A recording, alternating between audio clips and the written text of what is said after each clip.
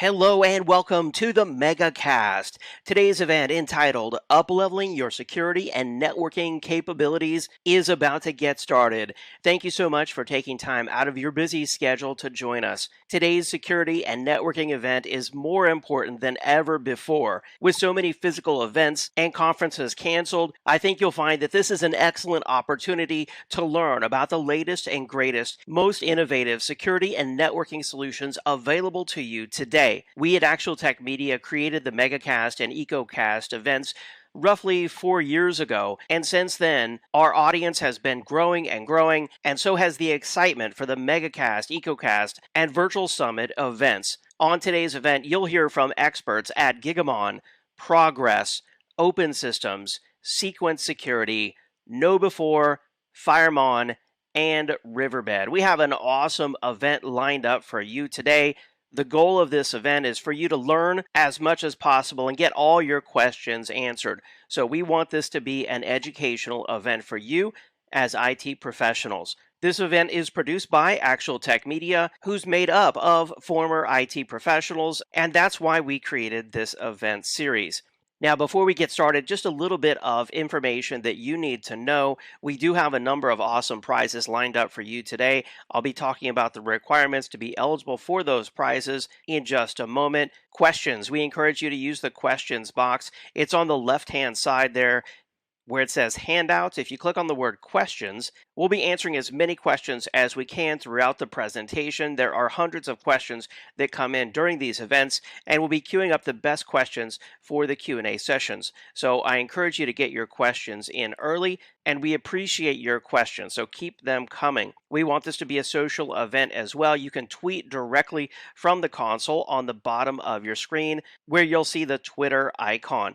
The hashtag for today's event will be automatically appended. And then finally, the resources. On the left-hand side there, you'll find the Handouts tab. We have links or downloadable assets from each of today's expert presenters, so I encourage you to check those out now, because those won't be easily accessible after today's presentations. We've queued up some excellent resources there in the Handouts tab for you today. When it comes to prizes, today we'll be giving out 10 Powerbeats Pro wireless earphones. These are some awesome Beats headphones. And to top it off, a $500 Amazon gift card every 30 minutes. That's after every presenter on today's event. So there's 7 presenters. Count them. There'll be 7 gift cards given out today. You must be live in attendance to qualify for the drawings. Winners will be announced by the moderator. Hey, that's me.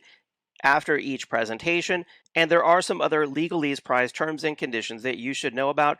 They are there in the Handouts tab if you scroll to the bottom of the page. All prize winners must submit an IRS Form W-9 to Actual Tech Media. We will reach out to prize winners via email after the event.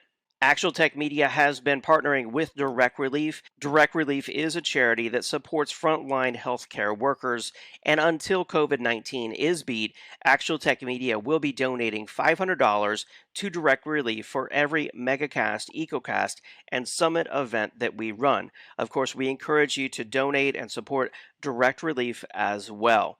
We've also partnered with the Diane Fossey Gorilla Fund and the One Tree Planted charities, along with the Gorilla Guide Book Club. If you go to gorilla.guide, you can download free IT educational ebooks. They are completely free. There are many of them across a broad range of IT topics. So we encourage you to check out gorilla.guide. The hashtag for today's event is ATM Megacast over on Twitter. I'll be tweeting about the event using that hashtag. I encourage you to do that as well using the Twitter icon on the bottom of your screen. You can follow Actual Tech Media on Twitter for the latest and greatest in enterprise technology. And hey, feel free to follow me as well. I am David M. Davis. Make sure you subscribe to the Actual Tech Media YouTube, Facebook, and 10 on Tech podcast. You can find links to those on the top right-hand side of your console, as well as our LinkedIn page. That's where we post our latest and greatest content. So make sure that you follow us on LinkedIn to keep up to date on what's going on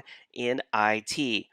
Now, before we jump into a few poll questions and I introduce you to our first presenter, I want to first do a little bit of stage setting here and talk about the security struggle that IT professionals such as yourselves are facing on a daily basis. I was an IT manager myself for many years.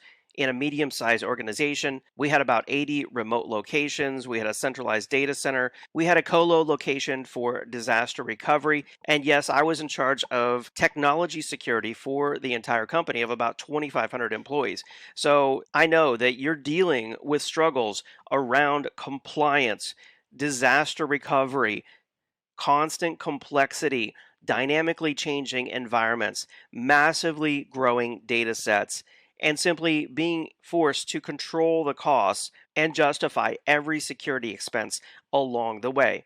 And at the same time, we go home and we watch the news or we check the news out on the internet and we see how other companies are struggling on a daily basis with ransomware attacks and ransomware infections. There's a whole lot of attacking and a whole lot of hacking going on. In fact, just yesterday, the Twitter accounts of prominent people around the world, including former presidents Bill Gates, Elon Musk, and others, were hacked. I hear about local governments, hospitals, and others that were all infected with ransomware. In fact, a couple of months ago, my local fire department, it was on the news, was even infected with ransomware. This ransomware threat is not stopping. And statistics tell us that 36% of companies surveyed reported internal or external security breaches. On average, 2.36 terabytes of data was lost. That's a lot of data. That could be your company's entire production data set in your e-commerce application or your retail database. The average cost of that lost data was $900,000.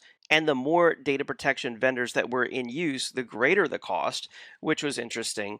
And I'm sure that doesn't include the cost of the impact on your company's reputation. And needless to say, the cost of the impact on our reputation as IT professionals, because the business was counting on us to protect the data. And I'm sure that that's what keeps some of you up at night, this thought of constant attack, and if your security controls are strong enough. Now, only 18% of those surveyed said that their current data protection solutions would be able to meet future business challenges.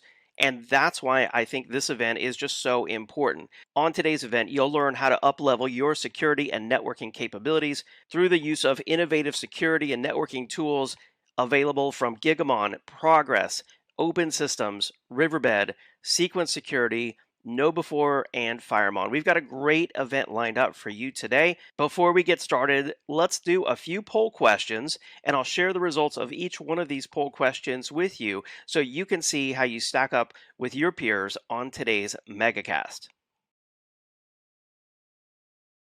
All right, our first poll question is here on the screen. If you haven't done these polls before, you just answer them right in the slides window. So right on the screen, it says, which of these do you feel are your greatest security concern? And this is a multi-select question, so you don't have to just select one. If there are multiple things that you're concerned about, go ahead and select them. And I'll share the results of this, and you can see, how you stack up with others who are on the event. We have hundreds of security professionals and networking professionals on today's Megacast from across the United States and around the world. If you don't see your concern on the list, go ahead and drop it in the questions box there, and I'll share it with the audience. And I can improve this poll for our next security and networking event to make it even better. All right, I see a lot of responses coming in. I'm not going to give you a hint as to who the winner is on this horse race because I don't want to influence the results. I'm looking for any comments of security concerns that aren't on this poll in the questions box. One person said it's not letting them submit the poll.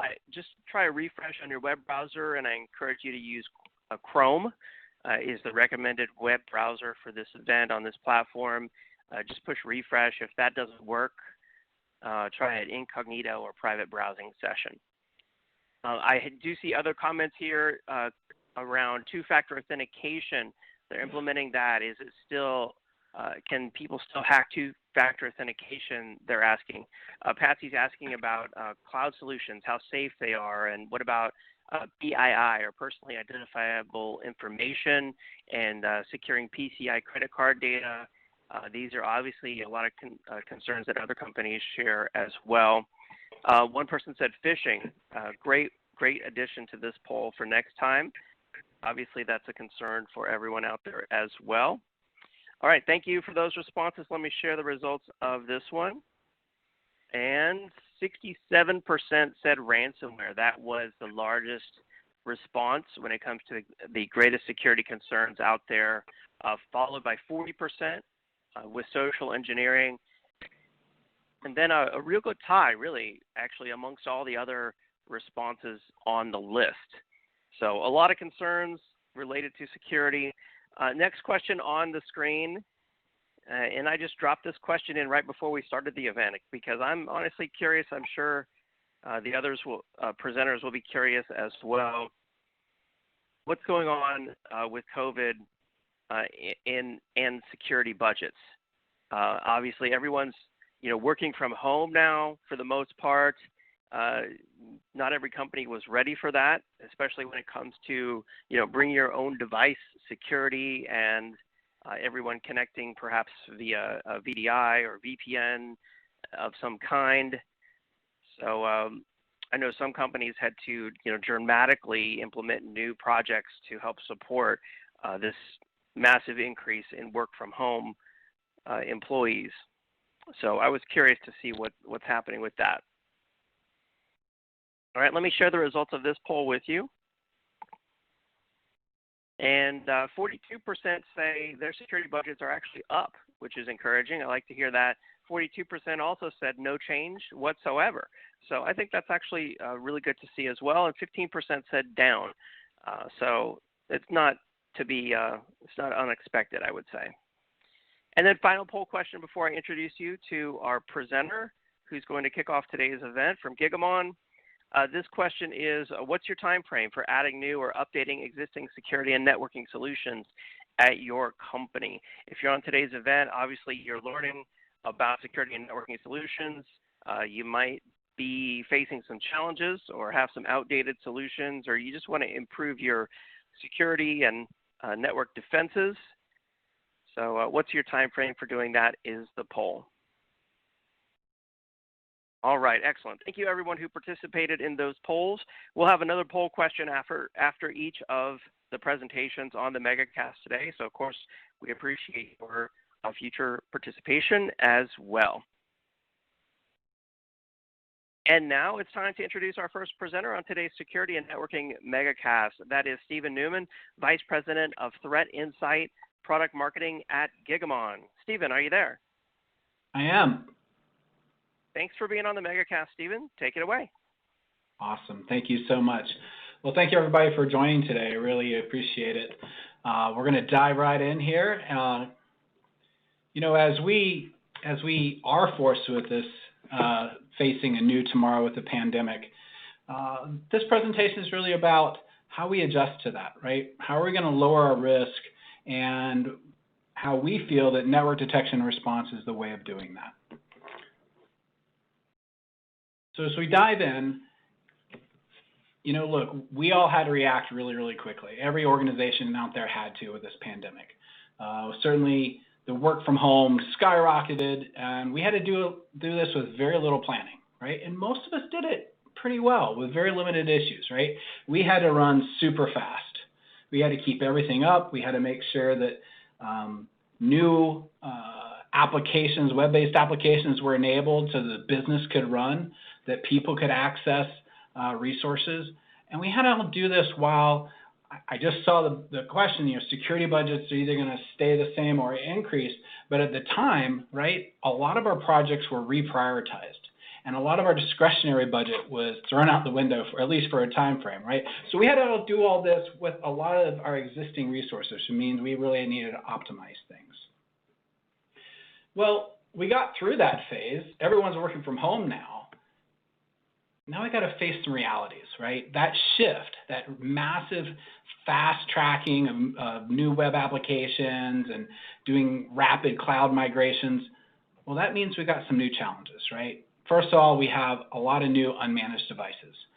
We have endpoints, we have teleworkers, we have remote sites that aren't VPN'd, that are not VPN'd end.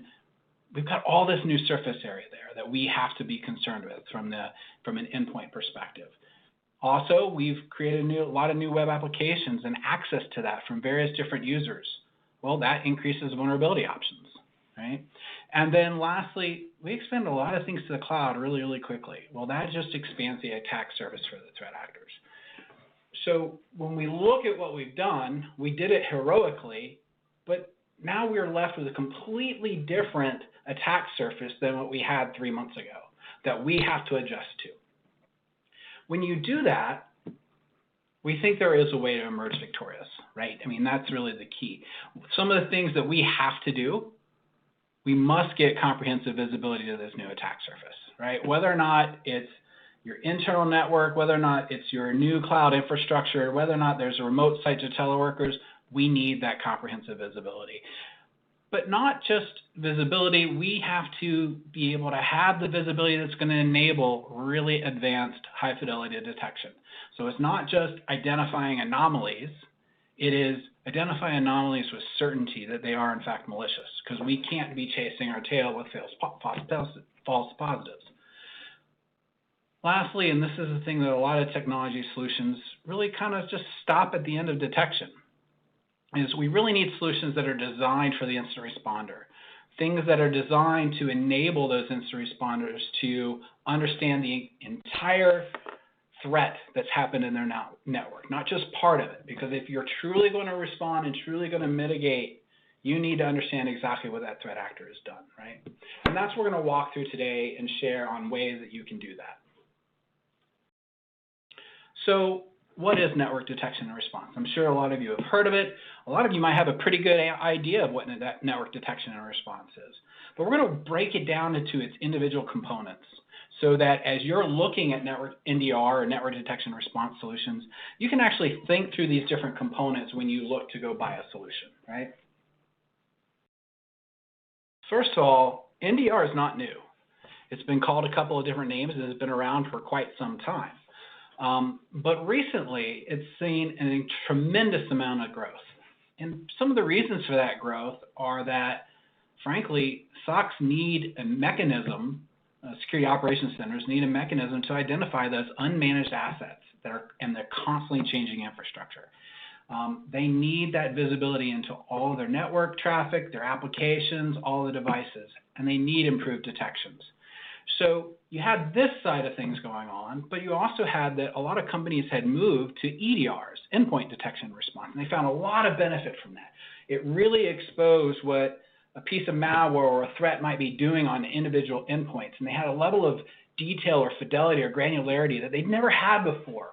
And so those were deemed really, really valuable, but they also exposed, well, wait a second, that only works for endpoints in which we have their agent running on it. And we have all of these other devices, these unmanaged or IoT devices in our network that are also a threat. We need something to give us visibility into those pieces. So they saw that, okay, to run parallel to EDR, we need something that's network related and network detection and response. Now, NDR has been called lots of different terms over the years. Gartner just changed their terminology from network traffic analysis to network detection and response, NDR. Forrester's always called it network analysis and visibility. IDC calls it network visibility, detection, and response. There's a lot of different names for this space, but the analysts are really paying a lot of attention to it right now because their customers, enterprises and organizations, are asking them a lot of questions about it. In fact, Gartner just published a market guide in June. Forrester just published a paper on NDR, or what they call NAV, in June as well. And in both papers, Threat Insight, Gigamon's product, was identified as a representative or a recognized vendor in this space. So what that means is we are a major player in this space and something that we can help organizations achieve these goals. Now, fine, NDR is growing. There's lots of good reasons to it, but what are the pieces that make up NDR? Well, the first part's visibility, but I always split visibility into two parts. You have your coverage side of visibility, which says, do I have access, do I have visibility into all traffic, whether it be north, south, east, and west, any of my cloud infrastructure, network activity, my teleworkers or remote sites? Well, that's important. You need broad coverage because you have this new attack surface, you need to see it. But there's more than just coverage. There's depth or fidelity, right? You have to have more than just being able to see a small part of that. I liken it to a phone call, right? If you only have knowledge of a phone call that originated from one phone to another phone, and maybe the information of, so you have the phone numbers and you have the duration of the call, that tells you something, but you really don't know what was said in that conversation. You don't even necessarily know who the users of that conversation were, right? Who was on those phone lines. So you need to be able to have the depth in your visibility to understand the actual conversation and what's happening inside of that communications. Because once you have that depth, that's what enables the advanced detection, the ability to apply things like machine learning or behavioral analysis, which need data, right? They need to have richness in content and data to be able to detect never seen before threats based on the behavior that they're observing. And then when you're responding, you need that same context to understand what actually occurred. What did the threat actor do? How did they move laterally? What devices did they access? What systems, what data did they have access to? Because you need to understand that information before you take response options. So I'm going to take those 4 components and break them down for everybody. First, let's go back to just coverage or visibility. Clearly, you need device visibility, right? You need to be able to see all your endpoints, all your IoT, all unmanaged devices, not just the ones covered by EDR. Certainly, you need on-premise visibility, right? You need to be able to see all traffic, not just north-south, but everything south of the perimeter, the east-west or lateral traffic. Third, cloud's here. We need to have visibility in the traffic in that infrastructure. If we put infrastructure into AWS or Azure, we need to be able to examine that traffic because that's our content that's in there. It's our infrastructure that's there. And then finally, and this is really huge now, we have teleworkers that aren't even coming back on the VPN. Or we have remote sites, for example, in retail where they don't backhaul. They go straight to the internet. They don't backhaul their traffic through a VPN. Well, we need visibility in those sites as well. So this is a key thing in visibility. Now, what I want to share with you is, as an NDR solution provider, that's what Threat Insight provides, right? We can see all north, south, east, west. We can see threat activity related to any device type. We see all traffic types. We have sensors that run natively on AWS or Azure. We have VMs, KVMs, and we have partnerships that enable visibility into those teleworkers and remote sites, even if they're not VPN back. Now, as we move beyond just coverage part of visibility and actually go to the depth part of visibility, we can talk about this north-south component, right? So north-south activity historically, solutions that worked in this route, these were the firewalls. These were the IPSs, the things that really that gave you some protection for known threats, but they really didn't allow you to be able to see anything if it got past that perimeter. So then we look at north, south, east, west, and you can look at it from flow. There's been good NetOps type of solutions out there that look at flow activity, but that's akin to that phone call I talked about, where you just see that there's such limited fidelity. You just know that this phone number called this phone number, and it lasted for a certain amount of time, and you just don't have the context that you need to really do detection. You can go the full packet route. Right, and so we know there's been solutions out there that do full packet capture, and they store all the packets, and there's rich fidelity. You can't get any richer than that, but that comes with some challenges too. Those full packets, to index them and be able to search through them, that's complicated, and it doesn't enable really fast searching. The other negative is it means an incredible amount of storage, which means really costly. So with Threat Insight, we do something kind of between that flow and that full packet storage, right? What we do is we do analyze the entire packet. So we watch the entire traffic flow, we analyze the actual communications, and from that we extract down what we call enhanced metadata, okay? Now enhanced metadata means, all right, I know what phone call was made, but I also know things about the user. Do we know what type of phone they used? I'm using the analogy again. Do we know what type of phone they used? We know who the user is, right? Whoever they're calling. Maybe let's flip back to a seat command and control. We know the destination it's calling, the IP address. We know the ASN and who has information and passive DNS information for that destination. But we also know what they actually said in the communications. And we extract out relevant, important components of that conversation that can help us understand that a threat activity has happened. Now, when we do that and enrich that metadata, we get about a 2,000 to 1 storage benefit, right? So from a full packet capture to that metadata, it's about 2,000 times smaller in storage, which allows us to scale. But the other benefit is that metadata is incredibly powerful because we can index it. We can index all that data, which means we can now search it really rapidly and be able to have access to all that information very, very quickly, which powers not only investigations, but also things like machine learning and detection, behavioral analysis, and investigations. Now, you'll see the one thing I've highlighted there. When we do this, we're a cloud solution. So all that metadata is stored in our secure cloud location. We call it the Insight Cloud Data Warehouse. That information is there for up to 30 days, which means you can always look back in time to understand exactly what the threat actor did, right? Now, as we pivot from this visibility concept, both depth and coverage, we can go into detections, right? And there's different types of detection techniques. I'm going to highlight 3 ones here. Threat intelligence, right? Now, this threat intelligence is less about trying to block things. This is more about later stage threat, being able to understand command control, beaconing, things like that, and be able to understand destinations and infrastructure of the threat actor and have that work into your threat intelligence, but also machine learning and behavioral analysis. Now, I've separated those two because candidly, the two are different, right? You can have behavioral classifiers that aren't built on machine learning and vice versa. But these are detection techniques that take advantage of that rich data set that you can extract from the network communications. Now, finally, I talk about the attack spectrum because when you look at an NDR solution, you want to make sure the NDR solution has abilities to detect malicious activity across the entire life cycle of a threat, or the MITRE ATT&CK framework. When you look at that, this is something that was, if you can really utilize and concatenate, meaning, not sorry, concatenate, but deliver in concert threat intelligence, machine learning, behavioral analysis, you can generate high fidelity detection techniques, right? That are going to mean when you find an anomaly, it's not just an anomaly, because you're layering detection techniques on top of each other so that you really know that this is in fact malicious. That's what we do at Threat Insight. Now, we do have coverage against the entire MITRE ATT&CK framework. And then lastly, in the last slide, I talked about the 30-day retention of data.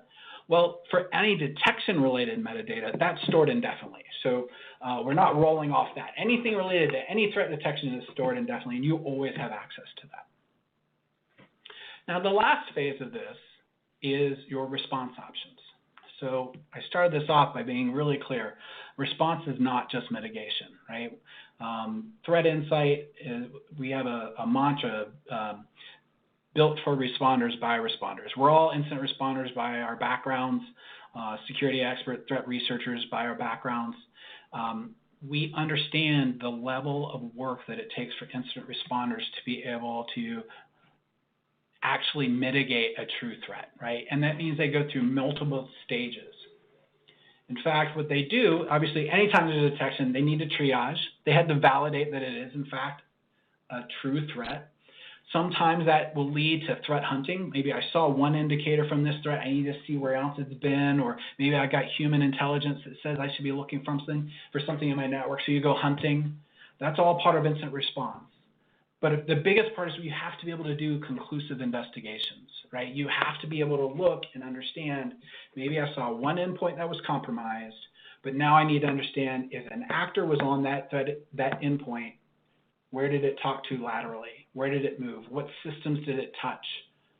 What other systems are compromised? What data did it access, right? Which part of my intellectual property did it access? And then you have to look at that and really understand what credentials were stolen so that you can understand the extent of the threat before you take a response action. Now, we believe that your solutions should not only enable that conclusive investigations, but also guide the incident responder through the steps or the playbooks for how you should carry out that investigation, so you're comprehensive. And then finally, NDRs typically aren't going to be inline solutions. If you find one, it probably was an inline solution that's trying to move into this space, but is not really a dedicated NDR. NDR solutions are really focused on integrating with technologies like SIM or SOAR technologies that then can enable mitigation actions, right? That can then take action on the endpoints. Those are the type of things we do with Threat Insight. So for Threat Insight, again, built by responders for responders. That's something we take very seriously. We know how important it is to rapidly validate. We understand what it means to do deep investigation and threat hunting, and so we've built our solution around that. So that you'll always have that enriched metadata to be able to do that contextual investigation. And then we do integrations, right? Things that once we have a very informed response actions that we need to take, we have integrations, for example, with Splunk Phantom or Cisco SecureX, so we can do that one-click mitigation. An example of this where we tie in with EDRs is through Cisco SecureX, we can now immediately take a mitigation action with AMP for endpoints from Cisco, right? So these are the type of actions we can take. And that's really a powerful step, right? So you can have a comprehensive response action, not just AMP for endpoint, but umbrella, firepower, the web gateway, the email gateway. So we can take all those broad necessary mitigation actions in order to stop the actor. So if those are all the components of NDR, right, what have we talked about today, right? We've said, look, the SOC needs to have visibility into all unmanaged assets and their changing infrastructure. So unequal visibility is key. We have to see north, south, east, west, cloud infrastructure, decrypted traffic. I didn't even talk about that, but you have to be able to see decrypted traffic, what we can do with Threat Insight, right? We need to make sure that we have that visibility and we have that enrichment of data for a period of time that enables us to do those incident investigations. From that enriched data, you got to have detection that's going to be really powerful detections, right? You need something that is going to enable your incident responders and your security operations teams to find unknown hidden threats, things that haven't been seen before, but are identified based on how they're behaving in your network. And then lastly, again, just as a recap, you have to have the technology that's going to allow you to do rapid informed response, rapid searching, case management, investigation techniques, and then the integrations necessary to take action. Now, I mentioned to you Threat Insight was a cloud product, right? What that means is it's a SaaS offering, which means incident responders do not have to spend their energy and time actually maintaining a solution. Right? Everything is deployed from the cloud. Sensors can be set up and provisioned from the cloud. The portal is accessed. It's a cloud-based portal. All the interface is API-driven. All the data is done in the Insight Cloud Data Warehouse, which means not only is detection is done on your network data, but new machine learning techniques are applied to all customer data, which you will benefit as a force multiplier. And lastly, we enrich all that detection and context with a lot of information that an incident responder needs, and we do that automatically. So the incident responders are enabled to do their work rather than maintain a solution. So with that, hopefully you have a much clearer understanding of NDR, the components involved in NDR, and what kind of solutions that are out there that you can go and work with to solve or bridge you into that new tomorrow. I hope you all can learn more. Go to our site, gigamon.com/threatinsight, and learn about our solution. So with that, I'll see if there's any questions, and we'll go from there. Absolutely, yeah. Great presentation, Stephen. There are some questions for you from the audience. I want to call everyone's attention to the fact that if you just mouse over the two links that are on the screen there in the slides window, you can click on those, and those will open up new tabs or pages in your web browser. So you can click on gigamon.com/threatinsight, as well as the self-guided demo. And I'll see if I can go ahead and paste those links in the questions box as well for everyone, because right now we're going to go to a poll question. The poll on the screen says, what additional information would you like about the Gigamon solution? And we'll just leave that up while we take some questions from the audience. So, Stephen, the first question I see here that came in, Casey's asking, is there any integration with this solution and Azure, Azure Security Center, Azure ATP, et cetera? Right, gotcha.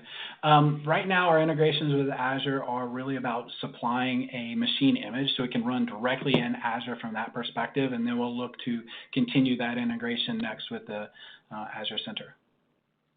Okay, nice. Another question, there's a question here from Florin about logging of the data and storage requirements. Since this is a SaaS solution, does that really just kind of scale indefinitely, or how does that work?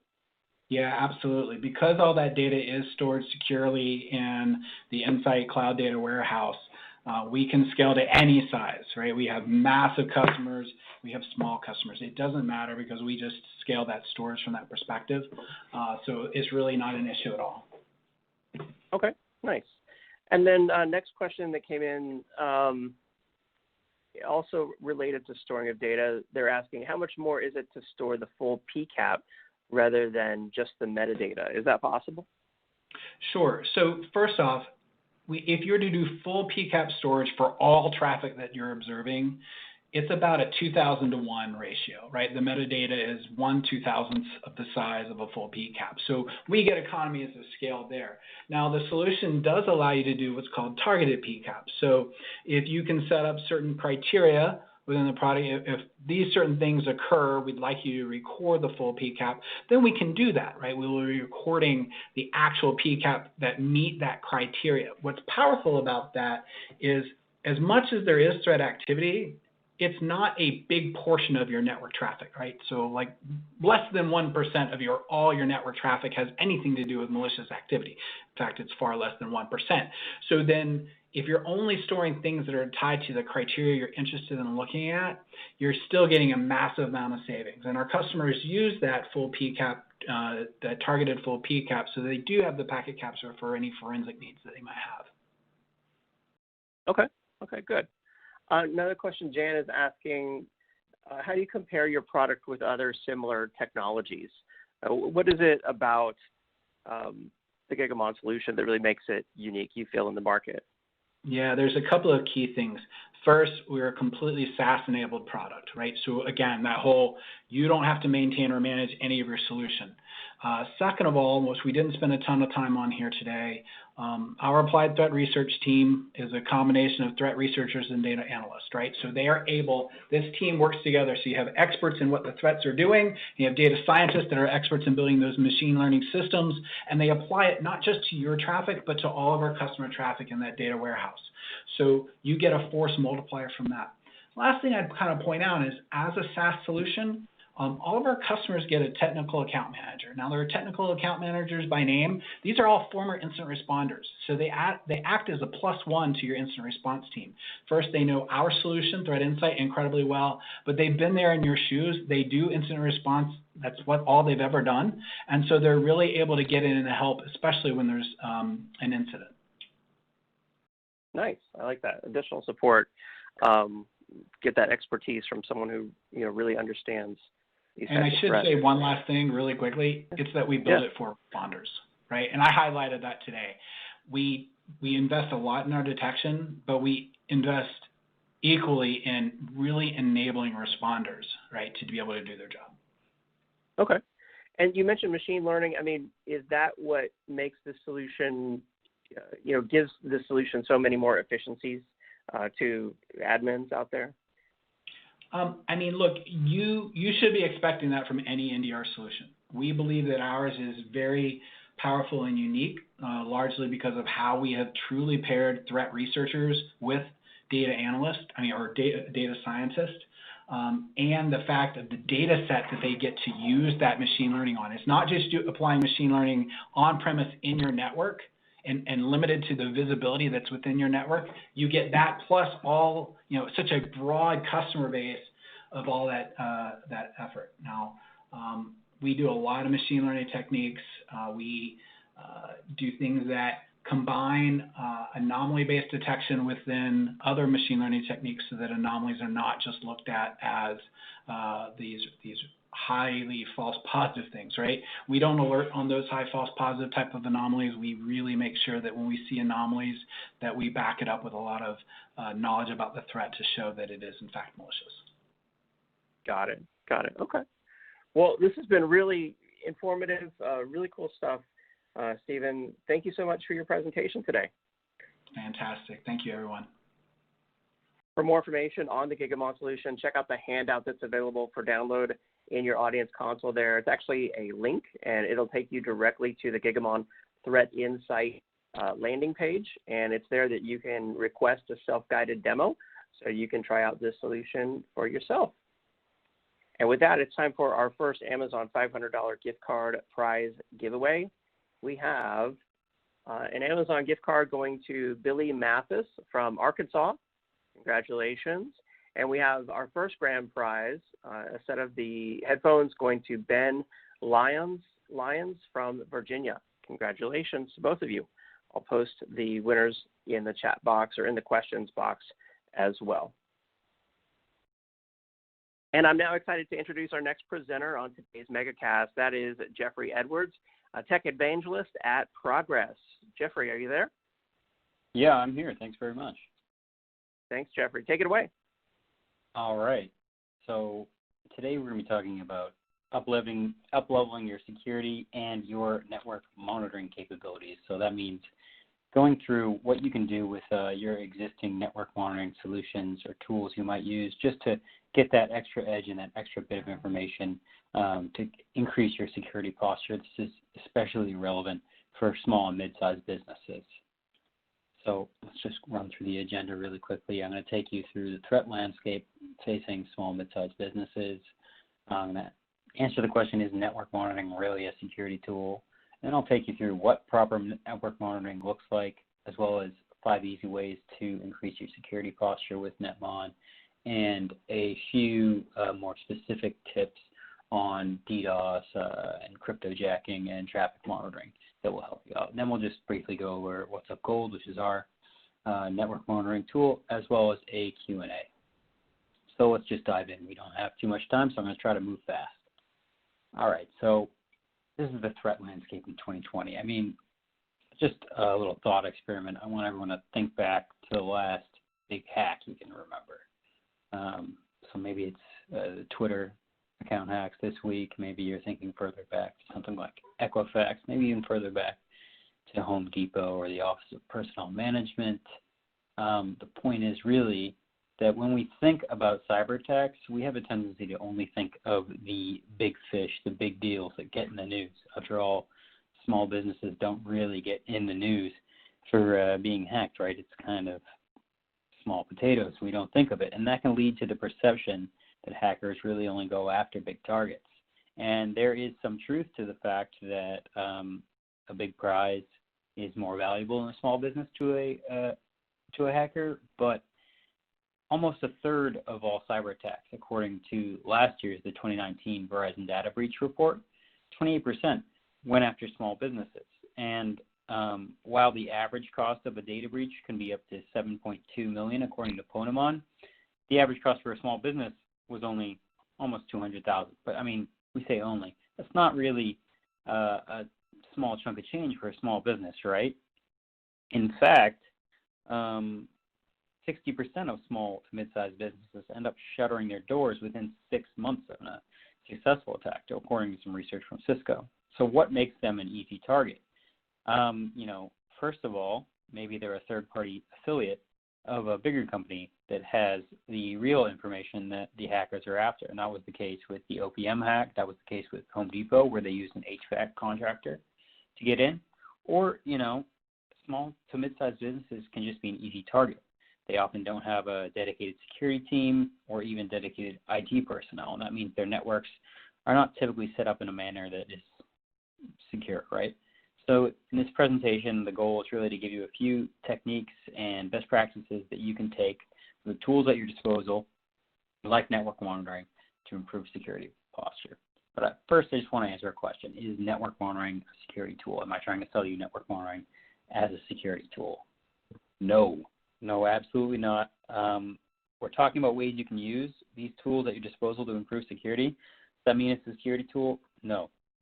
Consider a disclaimer, I guess. I'm not here to sell you network monitoring as a security tool. I know that there's some members of my sales team who would love that if we talked about it that way, but it's really not what it is. It's just part of your general IT tool set that you should be using in the first place, and these are ways that you can leverage that to get better insight into the security of your network. Does that mean security stops when you implement these best practices we're going to talk about? No.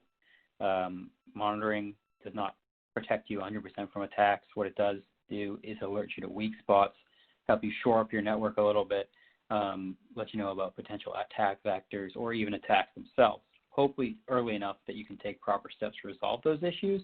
But it's not going to be, your endpoint detection and response. It's not going to be to take the place of having proper pen testing. It's not going to have to take the place of simply training your employees. I see KnowBe4 is later on this list of presenters, and that's a great tool for training your employees. I mean, it can let you know that machines are unpatched with network monitoring. You can see an unprecedented spike in traffic or GPU or CPU usage and say, okay, if something's up, you can baseline your network so that you can see historically what your network looks like healthy, and then come back and say, okay, something's out of whack. We need to investigate this, and you can get alerts on that. But this is not the end-all, be-all security tool. With security, as with anything, it's really important to never stop improving, because your adversaries aren't going to stop improving. And that means things like employee training, like I mentioned, endpoint protection, two-factor authentication, doing everything you can really beyond just simply monitoring. But since we're here to talk about monitoring, let's talk about what proper network monitoring looks like for your network.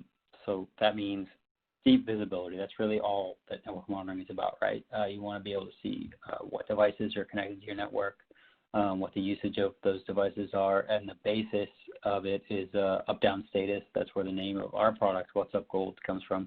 It's originally just what's up. What's up, what's down. That was in the 90s, the basis of what network monitoring was, right? You can see configuration of devices. You can see device dependencies. You want to see interface utilization. And then with all that, you also want good, actionable alerting. So that means you want to be able to know what's going on. And you want smart alerting that's not going to just bombard you with emails that are going to get sent into trash inbox, or worst case, their own folder, right, where you never check. Beyond that, you want application monitoring. You want to see bandwidth monitoring and network traffic analysis. And you want log management, so you can go back and see what's been happening in the past. Cloud monitoring is essential, especially today. We're going to talk about cryptojacking a little later. That could be hijacking networks on resources on your network. But it could also be hijacking cloud resources. So you want to see the use rates are, what the spend rate is, and things like that for cloud monitoring.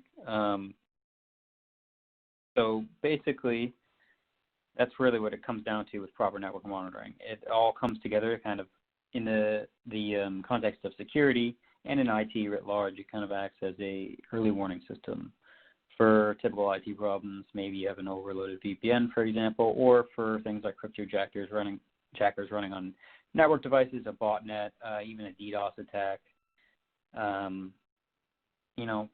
You can monitor your security devices like firewalls, virus scanners, and as a value add, if you've had it all running for a while, like I said, you have a baseline for that healthy network. You set thresholds so that when those thresholds and maybe GPU usage are surpassed, you're going to get an alert, etc. So using that tool, which I think most people are pretty familiar with the basis of network monitoring, how do you use that to really increase your security posture? So here's how the 5 basic steps that I would take first to do that. So here's 5 easy ways to up-level your network monitoring, right? On the right here, we have an image of a network map, and you can see green is up, red is down, and you can see, if I could zoom in, you would see interface connections between all those devices. So the first thing that really I would set up, this is really simple, with What's Up Gold, you would run a layer 2-3 scan and discover your network, and then from there, you're going to have that scan run periodically. And what that's going to do is find new devices joining on your network. It's kind of similar to the first thing you do when you set up monitoring in the first place. You want to keep that going. So if you're seeing new devices on your network, then you're aware of everything that's on the network. You have an inventory of the devices on your network, as well as their typical profiles. This is an integral part of any security program, where you need to know what's connecting to your LAN. A capable network monitoring tool is going to have the ability to set up scheduled SNMP based or system-specific discoveries on a regular basis, which are going to help you stay track of changes in your environment. You're going to find new devices, and you can also perform ad hoc discoveries when things just don't seem right. With WUG, you'll be able to set up notifications and alerts via email or Slack when it does find something unexpected. So you'll be able to let you know about that and deal with the situation however you see fit. Sort of related to finding new devices, the next steps you would take is check configuration on a device.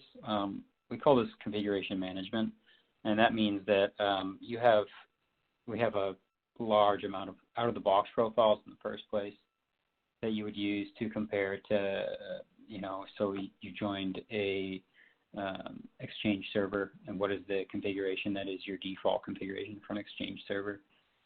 That's going to be automatically set up. You could do a custom configuration to whatever you want, but what that really means is you have control of how all the devices on your network are configured. When we talk about people gaining access to a network, typically attackers are going to employ techniques like reconfiguring services, hosts, try to make them temporarily unavailable, things like that. These are kind of the exact conditions that this configuration management tool is designed to look for and alert on. So when you are using configuration management, that means you're in this process of monitoring, managing, and documenting and archiving the information about network hardware and as well as software assets. And that means, things like patching, software versions, changing passwords, resolving host names, specifying routing and forwarding information. All of that is part of configuration management. So when you have the ability to set a profile for all of that and someone changes it, first of all, you're going to get an alert for that change, right? And second, you can set up what's called a self-healing action. This is really a best practice, I think. Anyone using configuration management should look into this, whether or not you have the capability to do it with your current network monitoring tool. You could probably work around that by setting up a script. We use PowerShell script maybe that would be triggered by the alert and reconfigure the device back to your preset. So what that's going to do is revert configurations back to the preset when a change alert is not acknowledged by the admin in a preset amount of time. So if there's configuration change, you might have an alert go out in the next polling cycle. If your polling cycles are every 30 seconds, it's going to go out in 30 seconds or 5 minutes, whatever, 5 minutes. And then if that alert is not acknowledged within another 5 minutes, that is going to be automatically set back to your default configuration. You also should be setting up regular configuration audits, which are going to scan your network devices, take inventory of your network, and then take inventory of the configurations versus the archived configurations that you have set up. So this is really useful for keeping things properly configured, of course, but it's also a really useful compliance tool. You can prove compliance if you're in an environment such as healthcare or finance or something like that. So that's configuration management. Then you have monitoring the essential security components. This is sort of a no-brainer, but it's actually shocking how many people are manually checking in their firewall and things like that. So you have your firewall, your antivirus scanning. You want to monitor that and collect pertinent information like bandwidth usage by host or group, sender and receiver domains, countries, port access, utilization, and kind of just look for specific connections. Beyond this, you really want to be monitoring as many open ports as possible. That can be pretty difficult. You have roughly 65,000 potential ports to monitor, right, including 0. So it is entirely possible, though, with an automated network monitoring system. Not exactly possible if you're doing it manually, but you can do it with the network monitoring tool. Just an example why you would want to do that. WannaCry, for example. The attackers using WannaCry would usually scan for networks with TCP port 445 open, and they would use a vulnerability in SMB-v1 rather to access network file shares. So that would be a port specifically that I would be monitoring and trying to keep closed as well. Word of warning, though, if you do have certain network monitoring tools are going to use the licensing model would be by monitor, right? So each monitor is a point on your license. You're not going to get 65,000 points cheap. So I would try to look for something that uses by device for the point system on the license. That way, you have one device. You're not going to be charged for each individual monitor you put on that device. If you have a server and you want to monitor every aspect of the server, that's still just one point, even if you're putting up 25 monitors on one server. That's just something that is important to keep track of. Finally, we have monitoring bandwidth and network, NetFlow. We're going to get into a little more detail on this, but this is going to give you a really good picture of the traffic on your network. You can set that thresholds and alert for unusual traffic consumption, which might come in the form of a botnet sending junk packages on a compromised IoT device. It might come in the form of a DDoS attack even. It might come in the form of somebody exfiltrating data from your network. I mean, these are fringe use cases, but it is something that you can set up, and it takes minutes to set this up, so why not, right? Likewise, monitoring device utilization itself is crucial, can be crucial to identifying attacks, such as cryptojacking, where they would be intensely utilizing a GPU or CPU unit, and usually they do that via JavaScript, and you would see a sustained increase in usage there. So those are the 5 easiest ways, and now we're going to kind of get into a few of the more specific ways to do this. So monitoring bandwidth usage for specific suspicious activity. So what you want to do here is analyze all the different protocols that you could be utilizing bandwidth on. So we have NetFlow, NSAL, SFlow, JFlow, IPFix. Telnet is another one that you don't want really happening on your network. Typically, this is the most apparent crossover security capability of network monitoring. This is going to give you granular details about who or what is consuming bandwidth, which is really a great way to see unusual activity, if not nefarious activity on your network. This is going to alert you to things like, simple innocuous stuff like an on-the-clock network Netflix binge to, machines, like I said, that are compromised or hackers exfiltrating data. If we take NetFlow, for example, that's going to enable you to collect and monitor, analyze traffic that's generated by routers and switches. You can see where it originates, see where it goes, see how much traffic your network is generating. This is pretty much an industry standard, even adopted by non-Cisco routers and switches. Typically you would use this just to get the health baseline for your network. Visibility into performance, you can resolve issues faster and meet quality SLAs, like typical sysadmin stuff. But you can also map out historical trends, which is where you're able to use it for not only capacity planning, but to identify abnormal behavior. One thing you really want to look out for is intense spikes on web servers, which could be a DDoS attack. You want to look for high traffic flows to unmonitored or unsecured ports, like that 445 port you mentioned earlier.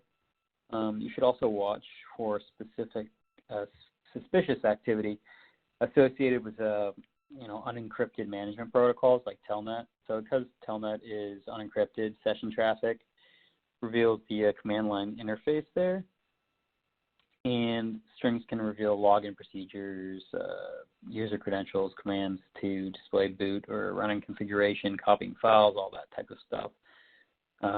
You really want to check your network data for any devices running unencrypted management protocols like Telnet, Hypertext Transport Protocol, HTTP, that's port 80, SNMP ports 161 and 162, and Cisco Smart Install, which is SMI port 4786. So those are the sort of things you want to look for with bandwidth monitoring. You can actually even discover connections to Tor, which is the dark web browser, via certain ports. That's something you can set up pretty easily with WhatsApp Gold, and you can do it custom with other tools as well.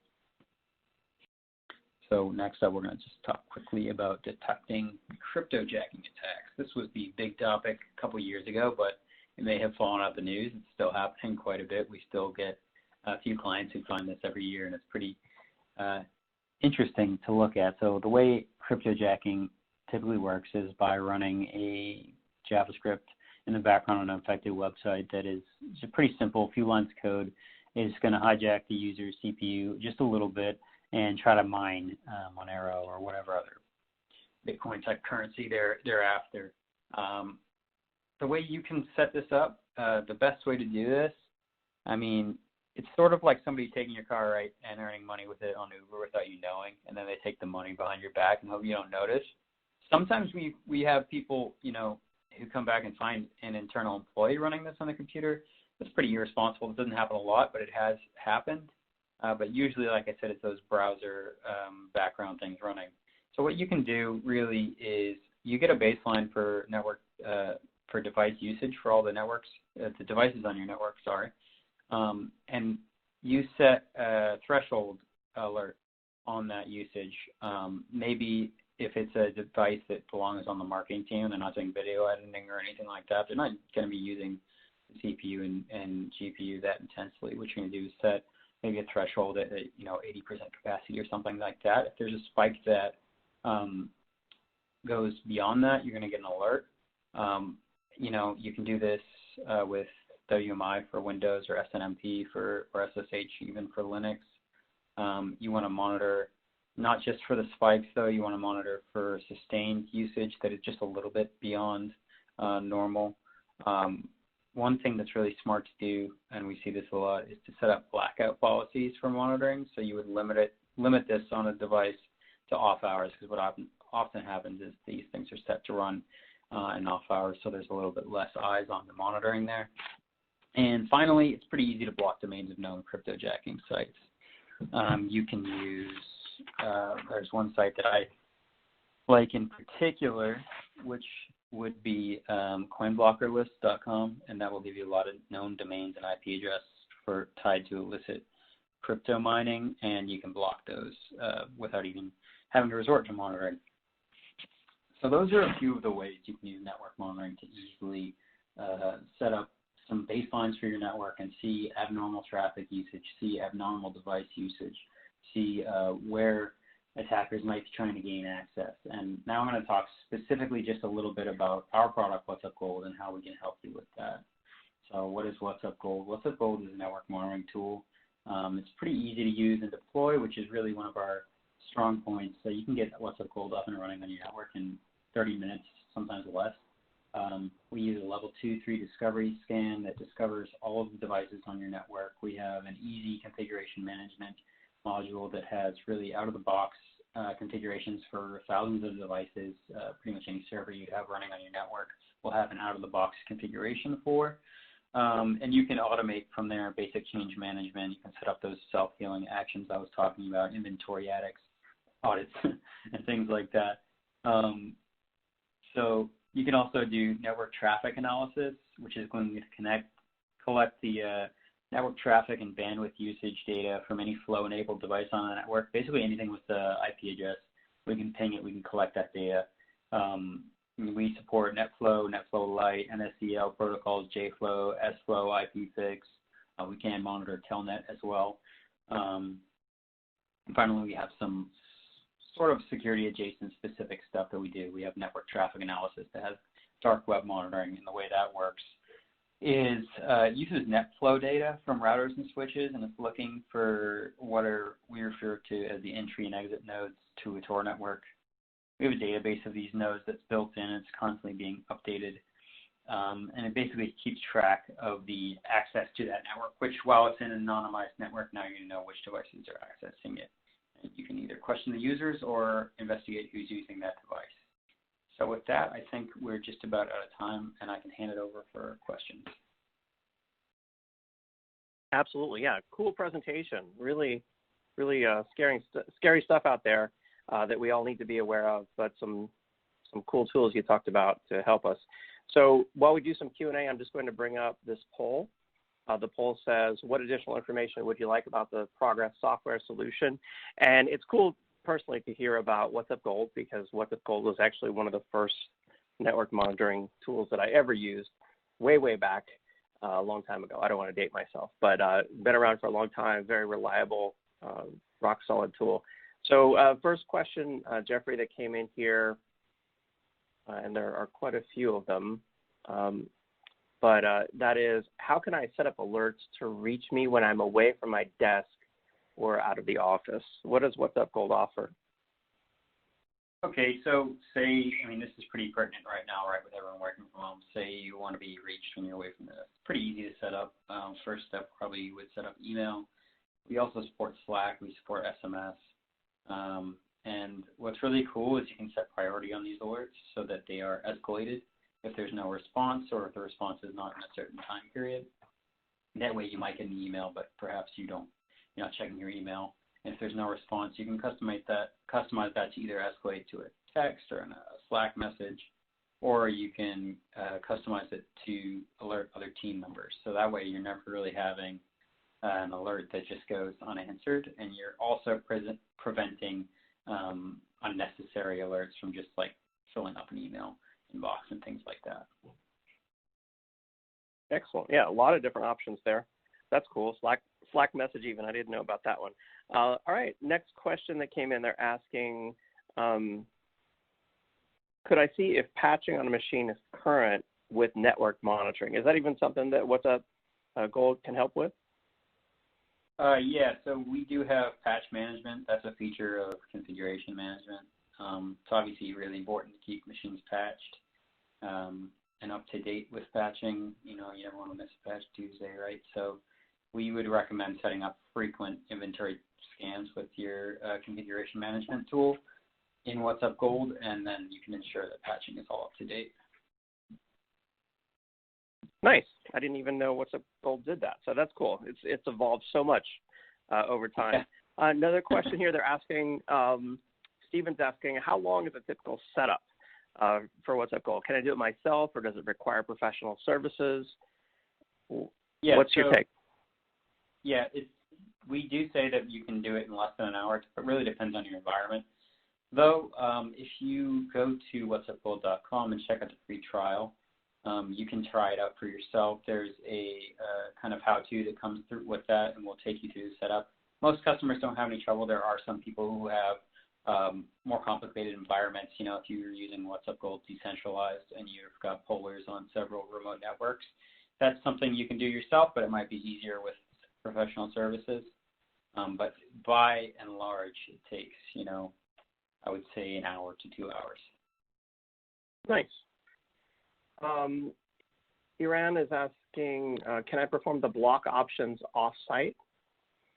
I guess you talked about blocking users or machines. Yeah, you can do. The actual console is web-based, so you can do things off-site and control that as long as you have a secure connection to your network. If you're trying to monitor a bunch of remote different locations, you'll need a poller on each location. So you're not going to be able to block like a machine that is unmonitored really off network unless you're just blocking the VPN connection. But yeah, if it's on your network, you can manage it from the console from home. Got it. Okay. Well, I think that's all the time we have for questions. There's still a number of questions there in the queue. If people want to try it out, you said there's a free trial over on the website. Is that right? Yeah, if you go to whatsupgold.com/trial, there's a free trial. It's a 30-day trial. There's also a free version, which does not have a time limit, but it's limited to, I want to say, 10 devices, but that can be a good way to test it out as well. Yeah, nice. Love free trials. Great way for people to try out the solution and see how it works for themselves. So thank you so much for being on the event today, Jeffrey. Thank you. All right, for more information, as Jeffrey said, check out the URL, try out the free demo, the free trial. There's also a PDF asset for download there available in your audience console. And that will, actually I'm floating, here we go. It's the IP Switch 4 Ways to Strengthen Data Security. It's an IP Switch ebook. It looks really cool. It looks like Minecraft graphics on this. I love it. So make sure that you check out that ebook before you go. Go ahead and download that and read it after today's presentation. And now it's time for our next prize giveaways. We have an Amazon $500 gift card going to Stephen Arnold of Texas. And our next grand prize, the Beats headphones, going to Morgan Miskell of North Carolina. Congratulations. Morgan Miskell of North Carolina and Stephen Arnold of Texas. Lots more prizes still to give away, so make sure you stay tuned. And with that, I'm excited to introduce our next presenter on today's Megacast. That is Roman Yeitzinger, who is Head of Sales Engineering at Open Systems. Roman, are you there? Yes, I am. Thanks for having me. Thank you for being on. Take it away. Sure. So let's jump right in and click on next. Okay. So welcome to our webinar where we want to talk about why it is important to react early in the kill chain and how we can actually do that with managed detection and response. Now, why do we have to react early in the kill chain? It's pretty simple. In beginning of this year, Sophos released a statement. They say, independent study shows that 9 out of 10 organizations impacted by significant security attacks were actually running up-to-date cybersecurity software. So I actually don't want to be in the CISO's shoes if you get breached and then someone asks you, how did that happen? And you have to say, I have no idea because I was running up-to-date software. I mean, between you and me, I guess 9 out of 10 is probably not true. Probably someone just didn't know that they were not up-to-date, but it's a pretty significant statement. And to understand how it is possible that 9 out of 10 get breached, even though they were running up-to-date software, we actually have to look at the traditional security landscape and the problems we have there. So what's pretty obvious is that threats nowadays are way more sophisticated. And I mean, I'm pretty sure people say that or said that for the last 15, 20 years. I mean, it always evolves. But at the same time, we are also facing like new challenges. Like applications are everywhere, users are everywhere. The landscape became way more difficult. And what we try to do is just like throw new protective equipment infrastructure on top of that. So we have some antivirus, we have some firewalls, secure web gateways, email gateways, some endpoint security. All of these endpoint products we have in place. But the problem is they're all disconnected. They don't talk to each other. There's a lack of automation. It's pretty difficult to have enough people which can actually maintain such a setup. So there are a lot of components which make it difficult to protect an environment nowadays.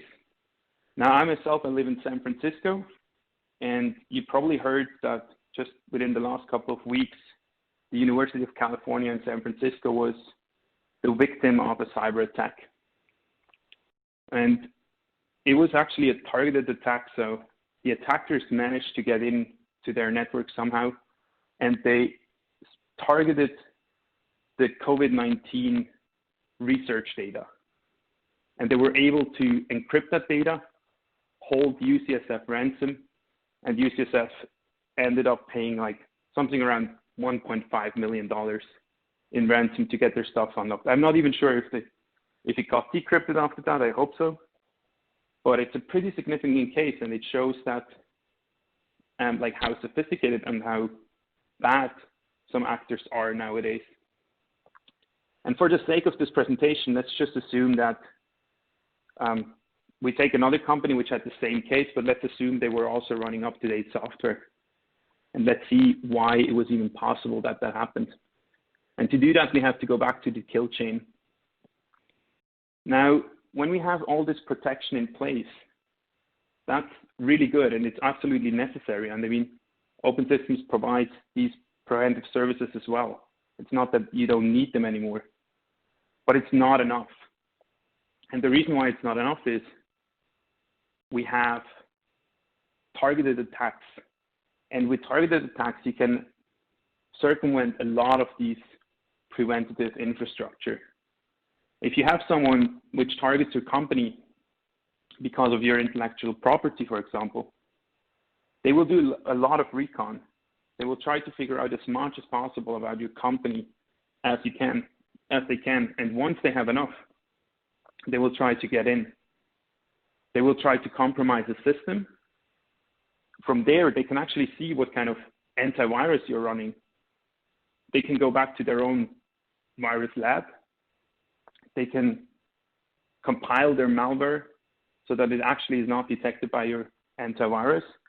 They can put it on the system. They can start to spread within your environment. And if you just have your protective equipment in place, you're not going to know that they're there. And then at one point, they are going to act, and they achieve their objective, which is, for example, encrypting all your data. Then they hold you ransom and tell you you have to pay, I don't know, $1 million in cryptocurrency, unless otherwise they're not going to decrypt your stuff again. And if you don't have a proper backup, you're kind of screwed. So the whole thing boils down to that it is not enough to just have your prevention layer in place, but it's crucial, absolutely crucial, to continuously monitor your environment, to detect threats, and then have a security operations center and a team with security analysts in place, which analyze these threats, these indicators of compromise, and actually respond to them. Now, what do you need to do that?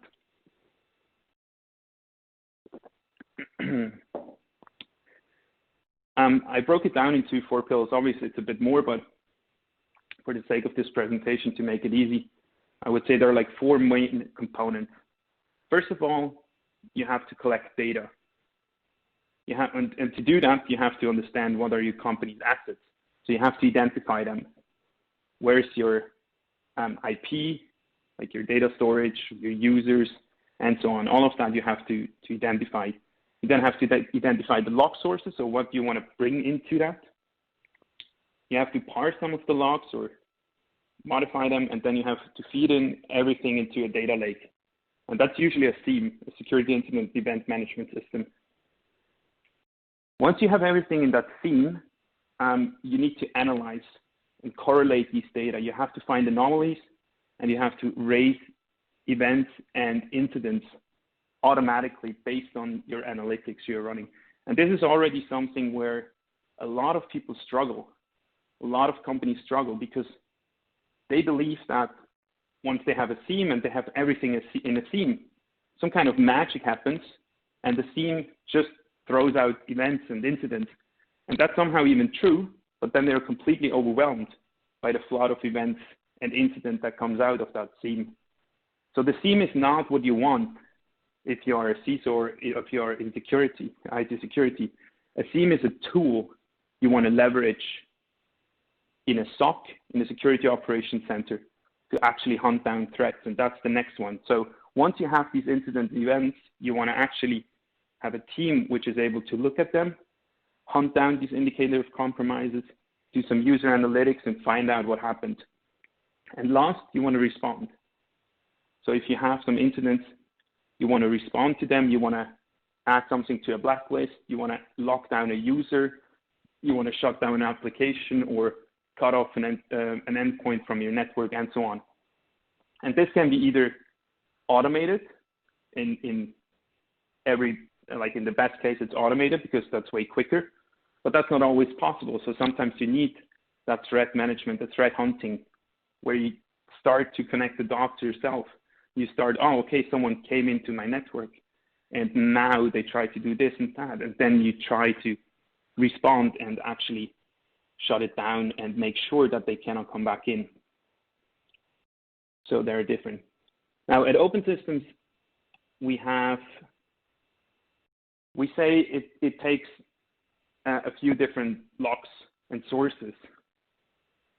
First of all, we have the network, which is a critical component because the network means the edge to the outside world, but also the network within your company, the WAN. So if one thing goes like from one to another site, so lateral movement, for example. We want to look at endpoints because endpoints nowadays, they don't have to be in your company environment anymore. They can sit in Starbucks, or at the moment, I mean, obviously at home, like most of us. And then you also want to look at the cloud. You want to look at infrastructure as a service, platform as a service, software as a service, all of that. And then you want to take in additional logs. So you obviously want to look at an Active Directory because that's the only place where you can see your user behaviors. You want to also look at your secure web gateway, your DNS, your email, etc. Like all of these different sources you want to bring in. And like a different way to look at it is by that kind of sideways funnel. So on the left side, we have all our sources. We put in firewall logs, network detection response, secure web gateway. So we collect it in that seam, we parse it, and we run some analytics. And again, this is one of the critical parts. I would say it's not difficult for anyone to spin up a seam to feed in all the logs. But that's not the magic. The magic happens with the analytics, and they are not just out of the box. They're not coming with a seam built in. I mean, some seams, obviously, some products, they have some sort of analytics built in, and they say it's like enough, but usually it's not, because it's not customized to your environment. It's not customized to your company. It's not customized to your business assets. So this is a critical part, and this is where it is then difficult to actually make it happen. And now at the end of the funnel, we are faced with events, with incidents, and we are often overwhelmed by the flood of these events and incidents. And I just saw a study that like 70% or something like that of all events, the SOC team cannot even look at because they don't have the time. So they just focus on the top stuff. And that just means that they focus on the stuff which is at the end of the kill chain. But probably if they would have the time, they could analyze an indicator of compromise which happened at the beginning of a kill chain and could have reacted earlier in that process, which is absolutely critical. Because the more time attackers have within your network, the more time they have to spread and to do bad stuff. And then it's probably too late. So one of the reasons why you want to do that, why you want to react early in the kill chain. Now, people or companies, they struggle for a few different reasons to do that. On one side, it's pretty expensive. I mean, you already have your protective equipment in place. You have your staff, like your SOC team, but now we are facing a huge load of events and incidents, and the SOC team cannot handle it. You get breached, you have to explain why. I was running up-to-date security software, and I had my team, but they were actually not able to look at that indicator of compromise, which happened 2 weeks ago, because, we did not have the capacity. So I have to make a decision. Do you hire more people, which is extremely complicated at the moment because we have a negative employment rate when it comes to security analysts. So either you say, okay, we're going to pay them more to find them, which makes it more expensive, or you say, no, we cannot afford it, and then it's going to take you longer to build it. So you're kind of in a situation where you're facing major challenges to actually act early in the kill chain, which is what we need to do to prevent our network from being breached. Now, Open Systems is we have a SASE platform, a secure SD-WAN platform, and part of that platform is the network detection and response sensor. That was called an IDS back in the days. And this sensor runs on that platform. And we had it for 15 years, and based on the data we got there, we provided a SOC 15 years ago already as part of our NOC.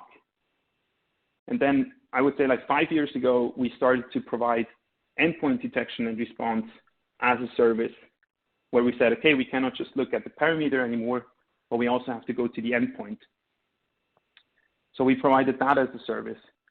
And now the next step of that is an MDR, a managed detection and response. And so to us, it's not something new. It's just like an evolution of what we were doing for the last 5 to 15 years, depending on the service. And in that process of building our service, our MDR service, we decided to partner with Microsoft and use their SIEM, Azure Sentinel, as our foundation, as our platform to actually provide our MDR service on top. And what's critical is, and we really want to distinguish that, we don't provide a managed SIEM. We provide a managed detection and response service. And the big difference comes from the fact that a managed SIEM would probably just hand you out events and incidents, and you would have to look at it yourself.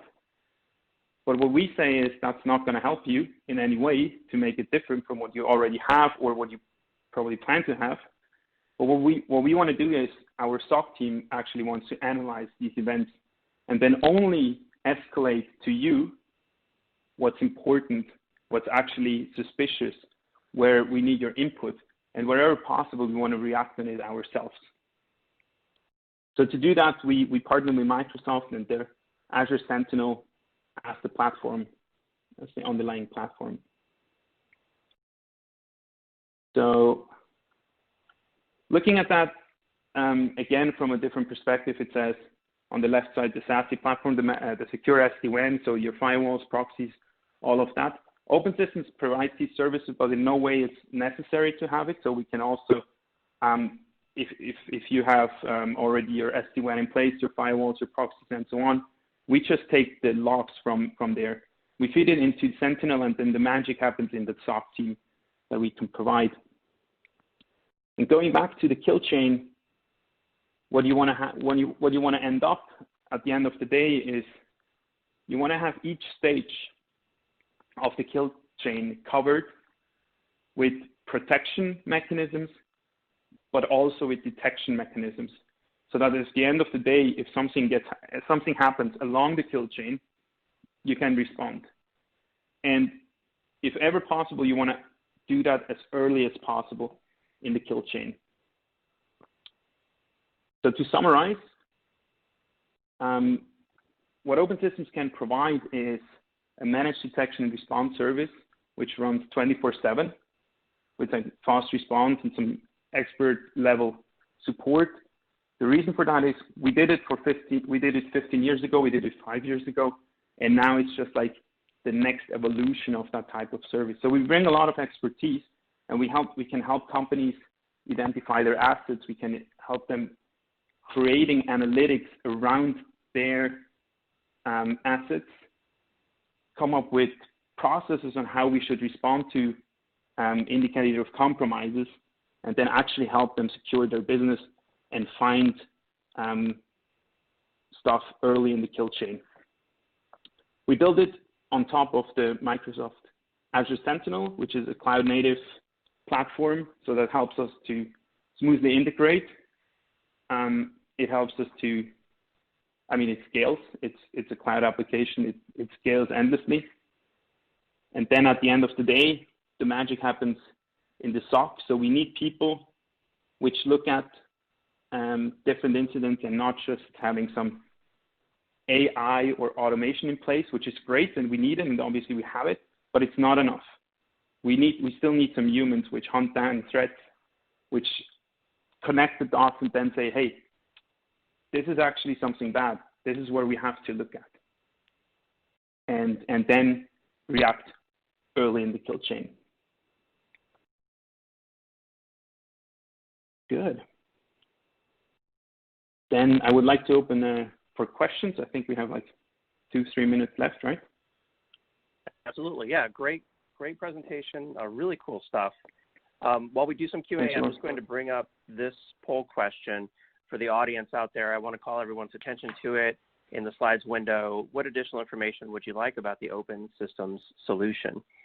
So first question that came in, they're asking, they say, do the protection services and detection response services coming together, or do the protection services and detection response services come together, or are these different services? Yeah. Okay. Yeah. So Open Systems has kind of like two main services. One is the SASE, so the secure access service edge or the secure SD-WAN, whatever you want to call it. That's one side. And the other side is our MDR service.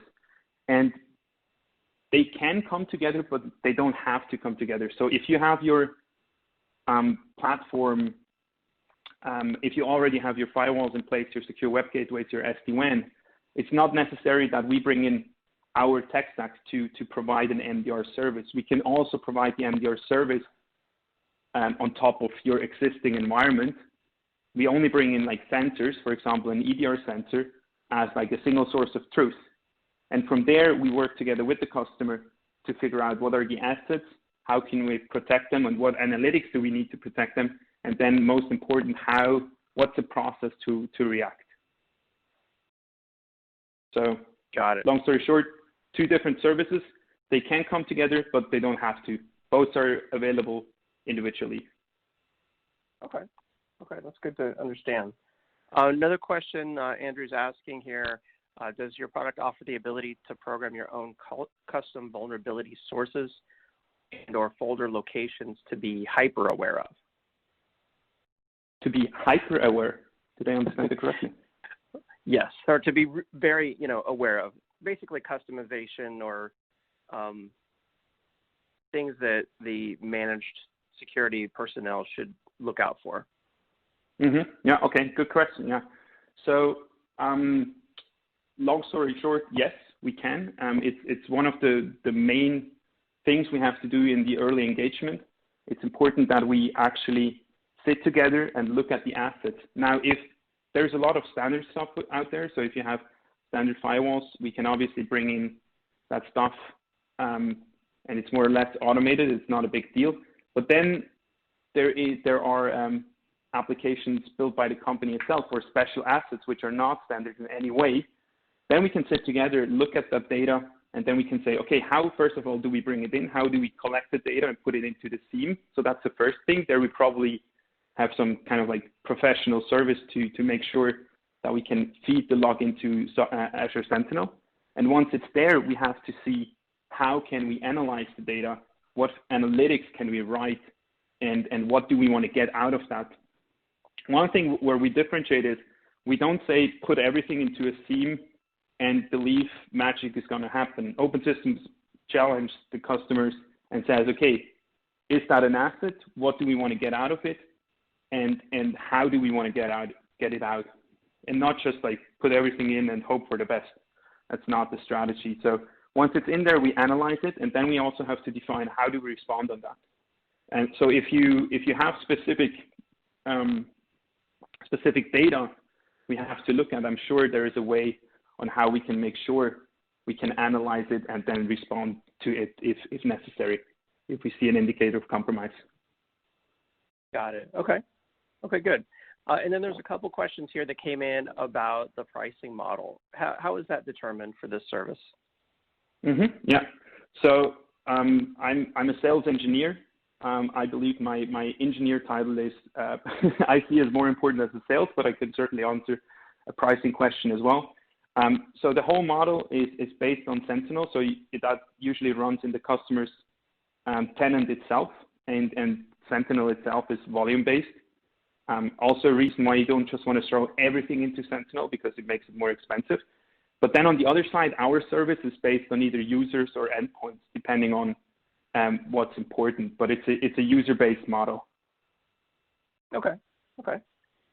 That's straightforward.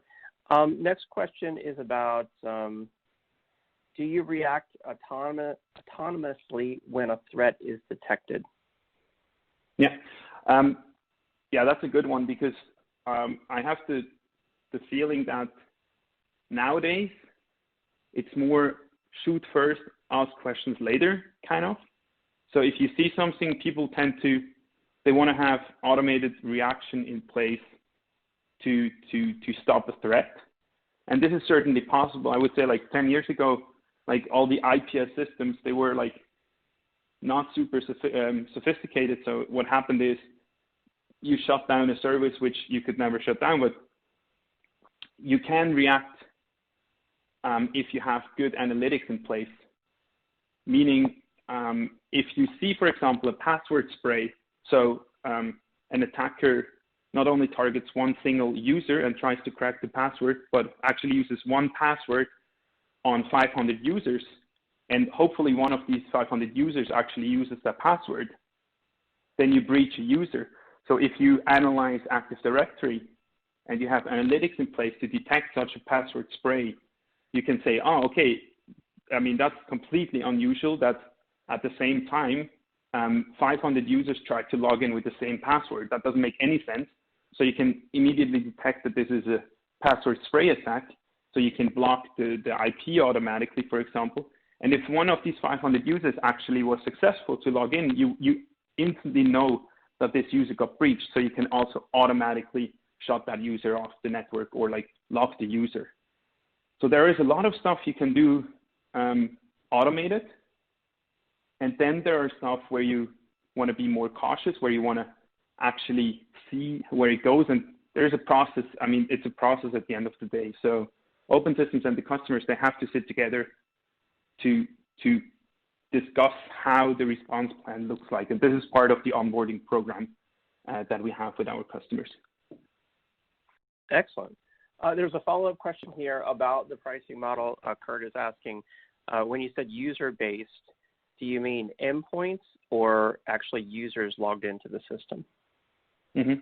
Yeah, so endpoint detection and response is or can be part of the MDR service.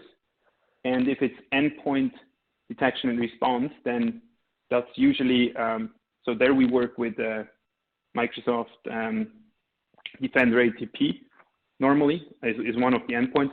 And that then would be endpoint based usually, or it's again like the Microsoft subscription. But the MDR service from Open Systems is user based, so it's kind of warm body.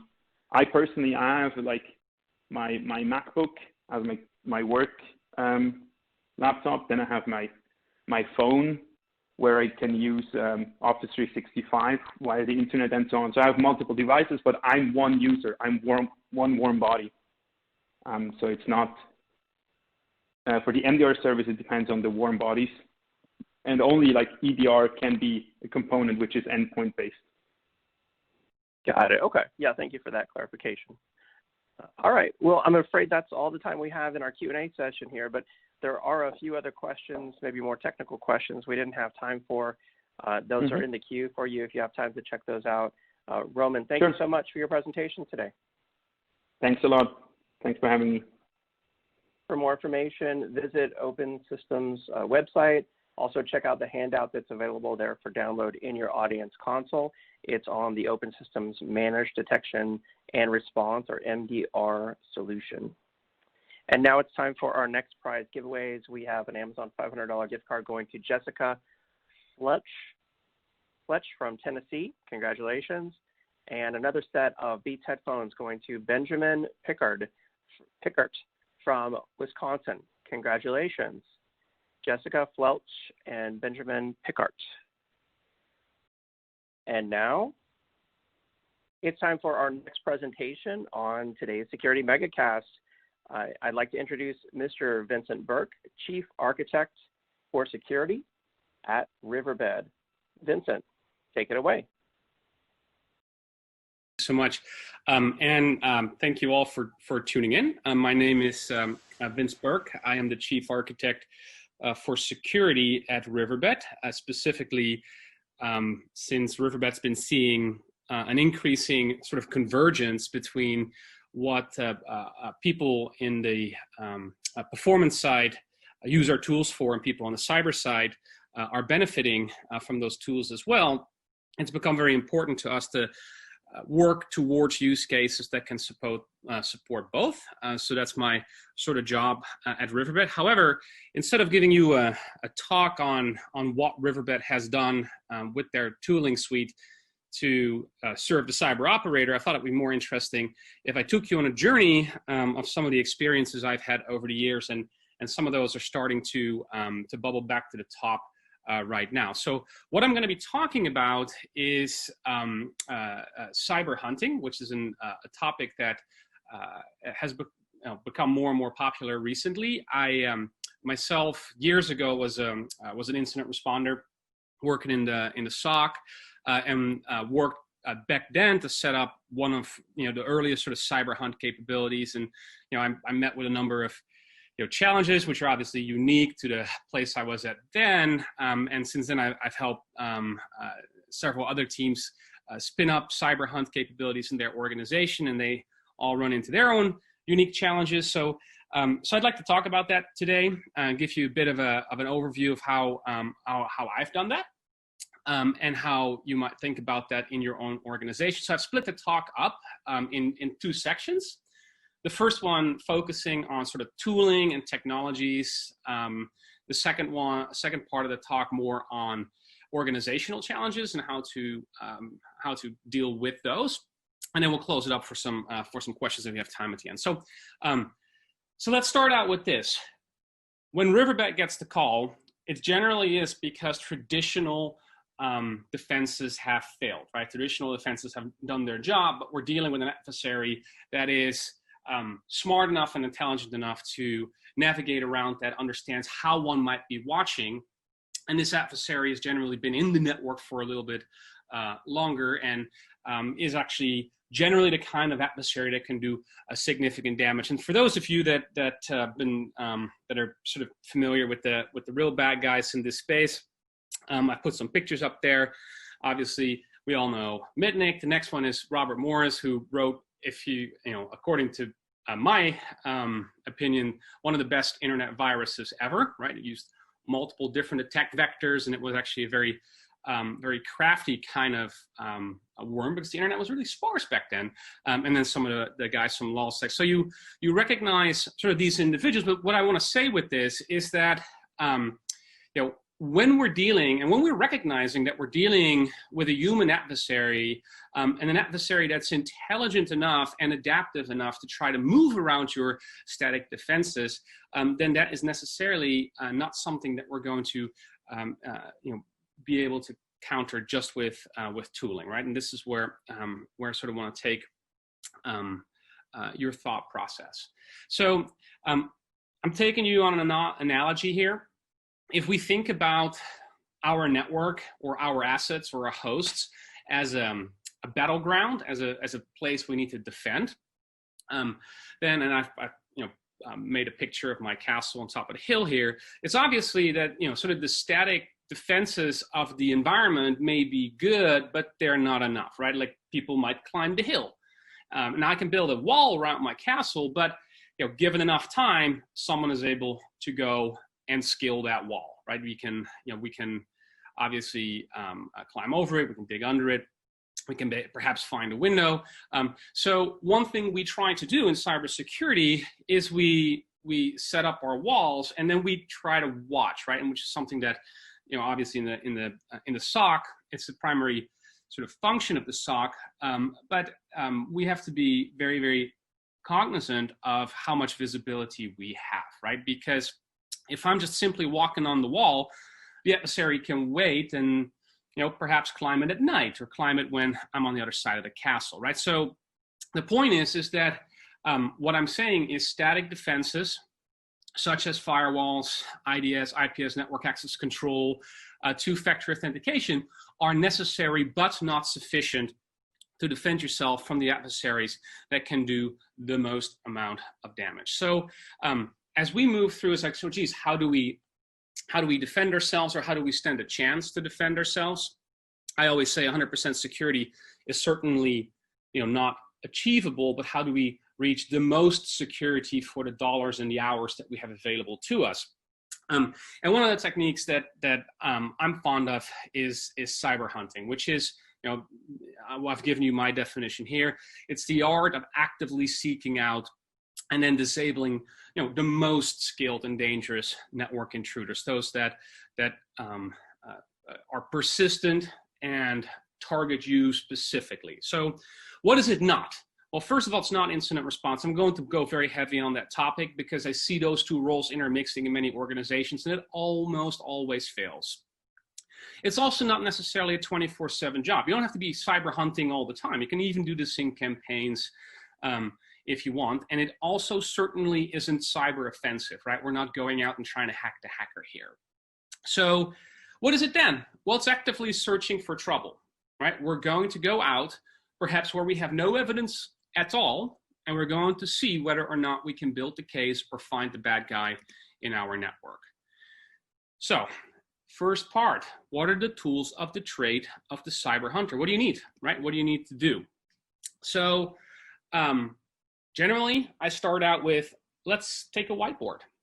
Let's write down what we know, and let's start developing a picture of how we believe someone might have taken control of parts of our network or has their hands on assets, even if those assets are SaaS-based assets. The reason whiteboards are powerful, and I've seen this, time and time again, is because that people have theories, right? They have hypotheses in their head, and these hypotheses, they may not mean anything, at any given day, but interesting details can be written on the whiteboard that other operators then see, right? So it's a sort of an information sharing place, but it is sort of, not very crazy, awesome technology. It's the kind of technology that's actually very important. We can get more minds to think about it. Now, the next kind of ingredient is telemetry. And I'm not talking about actively looking for indicators of compromise. I'm talking about the kinds of telemetry that records what happens on the network. I'm going to talk about each of these individually, packets, flows, obviously log data, and even endpoint data, and there's actually an interesting nuance over there. This telemetry should already be available in your organization, especially if you have a performance-oriented group, a NOC working. They may be monitoring packets, they may be monitoring flows. Logs are generally monitored. That is actually the basic telemetry a cyber hunter is going to need. And finally, you need a mindset. Now, one thing that I have found is that generally the more experienced cyber operators, incident responders that have been in the organization the longest are the most effective cyber hunters, just because it takes a certain amount of tribal knowledge of the network, where the assets are, how people are using the networks, etc. So notice how I've not talked about, more proactive security technologies, which can really help here as well, right? Things like anomaly detection, threat intelligence is very useful. Indicator-based alarms, like I call them tripwires, anything that's an IDS, IPS, viral scanner, what have you, can be very helpful, but they're not the primary tool of the cyber hunter. I would almost argue they're more the tool of the incident responder. So why am I talking about different types of visibility? I think the most important reality here is that looking at any one type of telemetry will necessarily blind you for certain things you cannot see in that particular telemetry, right? Like if we take, and I've got this image here on the right-hand side of my dog. There's obviously the top one there is an X-ray. The bottom right one there is an MRI, which, by the way, is fairly expensive to do on a dog. And then there's just a regular photograph taken with a cell phone of my dog. And the point being is that each of these three sort of vantage points gives me a different view of the observed environment. And the same sort of thing happens in the battlefield, right? Like we fly drones and we use binoculars, and then we have infrared, and right. So we diversify our telemetry, because then we see things from different angles, and things that might have been hidden on the endpoint become obvious on the host, obvious on the network, and what have you. And to carry this analogy probably further than I really should, I've taken 3 different Tetris-style blocks and given you side view, front view, top view. And you can actually see the top view of one object looks exactly the same as front view and side view of the 2 others, right? And we're very much familiar with this analogy. So diversifying your telemetry and actually using that not just as a cyber hunter, but also an incident response is what is key here. So don't just stick with logs, right? So the power of log collection is it's the traditional top of the food chain. Everybody collects them. There's always a tool, an event management tool in which the stuff is brought together. Generally, those tools nowadays are shared between SOC and NOC, which is really good, right? You only have to spend the tooling dollars once. And it gets you great coverage. It gets you your alerts together with successful failed login attempts, disk running full, what have you. You can get all this telemetry together, and these tools are generally very good at combining that telemetry to get you a single picture. However, there's drawbacks. First of all, any self-reported data, I know from the old days, the very first thing you do is turn off logging, right? You don't want the device that you've just managed to get into to be giving you away. So self-reported data is by its very nature only a positive indicator. So if it isn't reported on, if there's a thing that's happening that is not reported on by software, you're not going to see it in your SIM, which is very hard. So, which is what I mean when I say it's really hard to spot missing data. And with that, right, so obviously there's also the misconfiguration issues, the issues of, UDP 514 didn't make it because we forgot to open the firewall, what have you. It's easy to create blind spots with self-reported log data. And generally the perception here is if it isn't reported, it didn't happen. And that's the most dangerous thing, right? So this is if I don't have evidence of a compromise, or if I don't have evidence of a bad thing, then that doesn't mean that there necessarily is no compromise that happens, right? No evidence of compromise, not the same thing as evidence of no compromise. Keep that in mind. So how do we augment that? Well, the next level down is let's record the packets that are happening on the network. And most enterprises that I see these days are recording packets to some degree.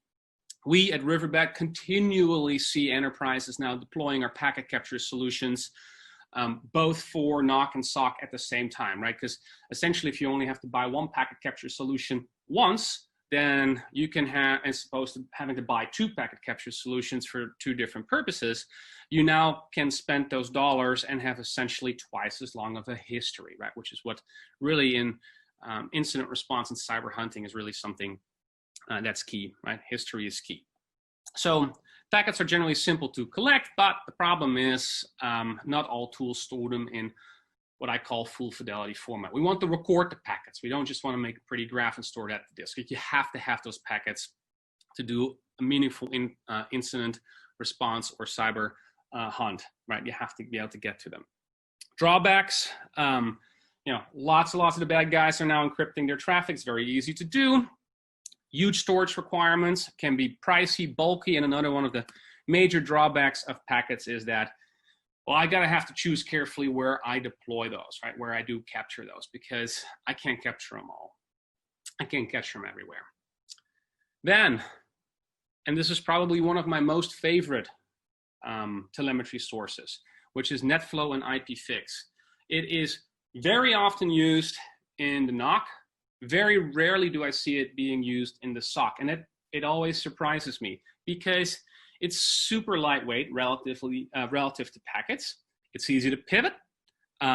It's easy to create queries and dig deep, but the drawback of it is that it's usually not in the hands of the SOC operator. The other problem I see often is that NetFlow data, when it's collected, isn't always collected in what I call full fidelity format, meaning it's collected, a graph is created of, for instance, bandwidth utilization, but the raw flows are dropped, right? So always look for a solution that stores the raw flow data for later forensic analysis. So the other beauty of NetFlow is that there's not a router, switch, or firewall in the world that doesn't report it. So you can get really, really good east-west visibility in your hunt. So there's any command and control channel, any data exfiltration happening, it ought to be visible in NetFlow. And finally, I want to point out a difference between sort of EDR solutions and true endpoint visibility monitoring. What I'm talking about here is not detecting viruses on the endpoint, although I do believe you ought to do that persistently and consistently. What I'm talking about here is collecting who's logged in, what processes are running, how much CPU time are they using, right? What are they spinning up? What kind of privileges are they, right? And so most good EDR solutions are starting to provide this, but look for one that has a forensic history here, right? Ransomware, it's gonna use a lot of disk bytes. It's gonna use a lot of CPU. Cryptocurrency mining, frequently done by the bad guys. You're going to be seeing that on the CPU. So this kind of telemetry collection, augmenting the stuff you're getting on the network, is really the basic tools of the trade. Now, how do we organize a hunt, right? Because we haven't really talked about that yet. As we generally start with some kind of hypothesis. That can be anything from key servers been compromised, desktop has been compromised, user accounts compromised. I'm going to, the other hypothesis is DNS is used for command and control. Let's go find evidence of it. One of the important sort of mindsets about cyber hunting is that it is not incident response, right? We're not busy responding to incidents. We're busy trying to collect evidence of something that we don't really have evidence of yet, what we might find. So the process of elimination is key here. Everything needs to be explainable, especially when you're looking at network traffic, telemetry, right? Why was that network traffic there? What was its function? And as you strike each of them off, you eliminate sort of the places where the bad guy may hide. So that sort of concludes thinking about the kinds of telemetry and the process of cyber hunting. Most of you probably have already heard of this and are familiar with it.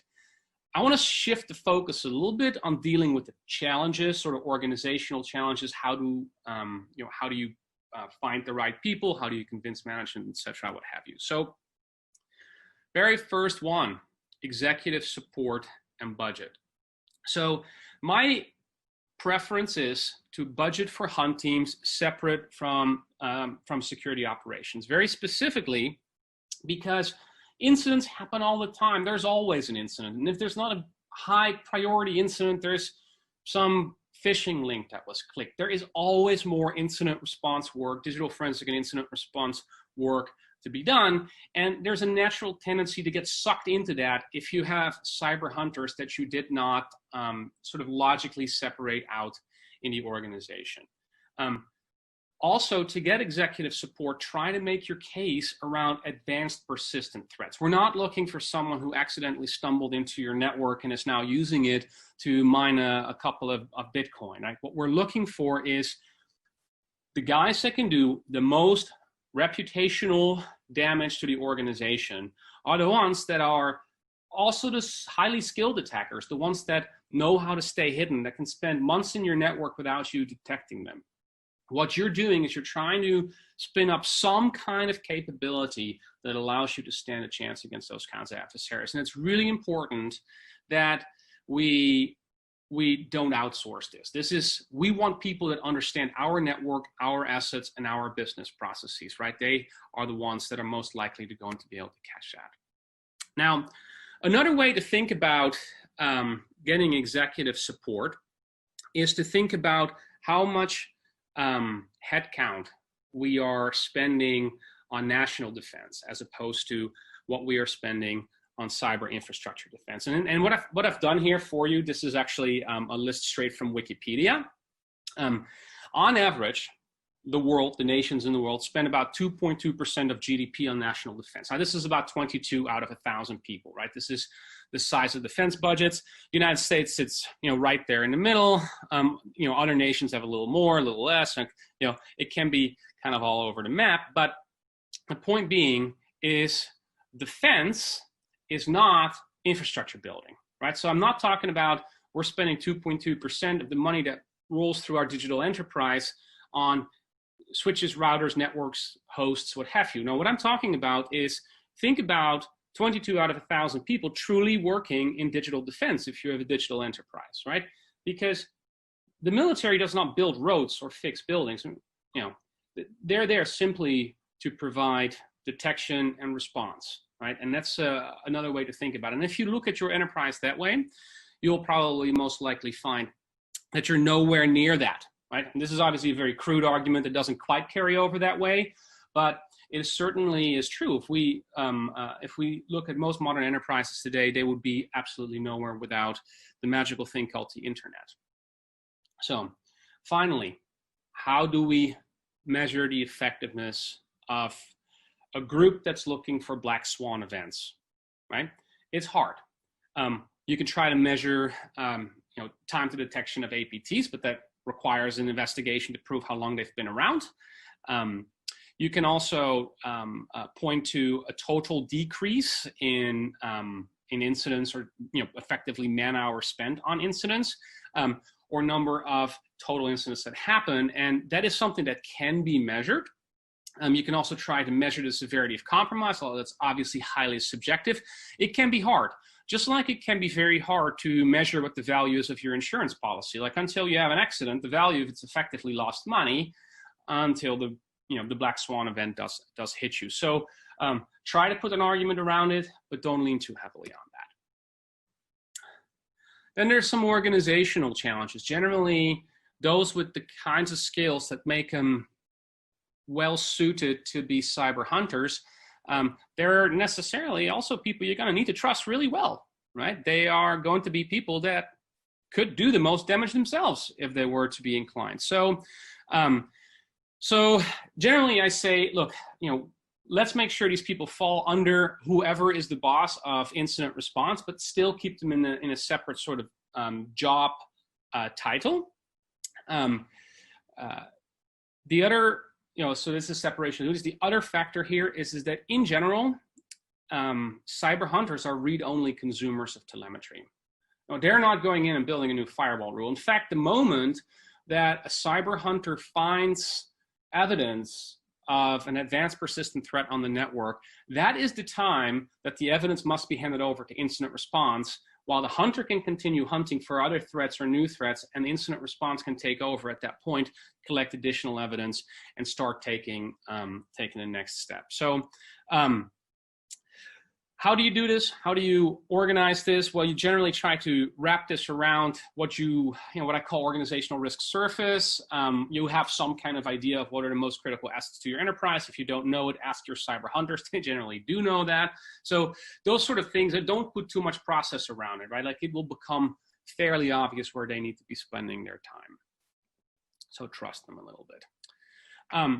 One thing that I've seen enterprises struggle with, organizations struggle with, is the natural urge to spend all the dollars on what I call tooling, right? So the idea that you have an X number of dollars to spend, you're going to buy detection solutions, you're going to buy more walls, more protection solutions, more automation in that regard. What I'll point out is that in the vast majority of real APT hacks, they're completely evidence-free, and no protection device was capable of stopping the intruder, right? And that is important because we're looking here for advanced threats. We're not looking for,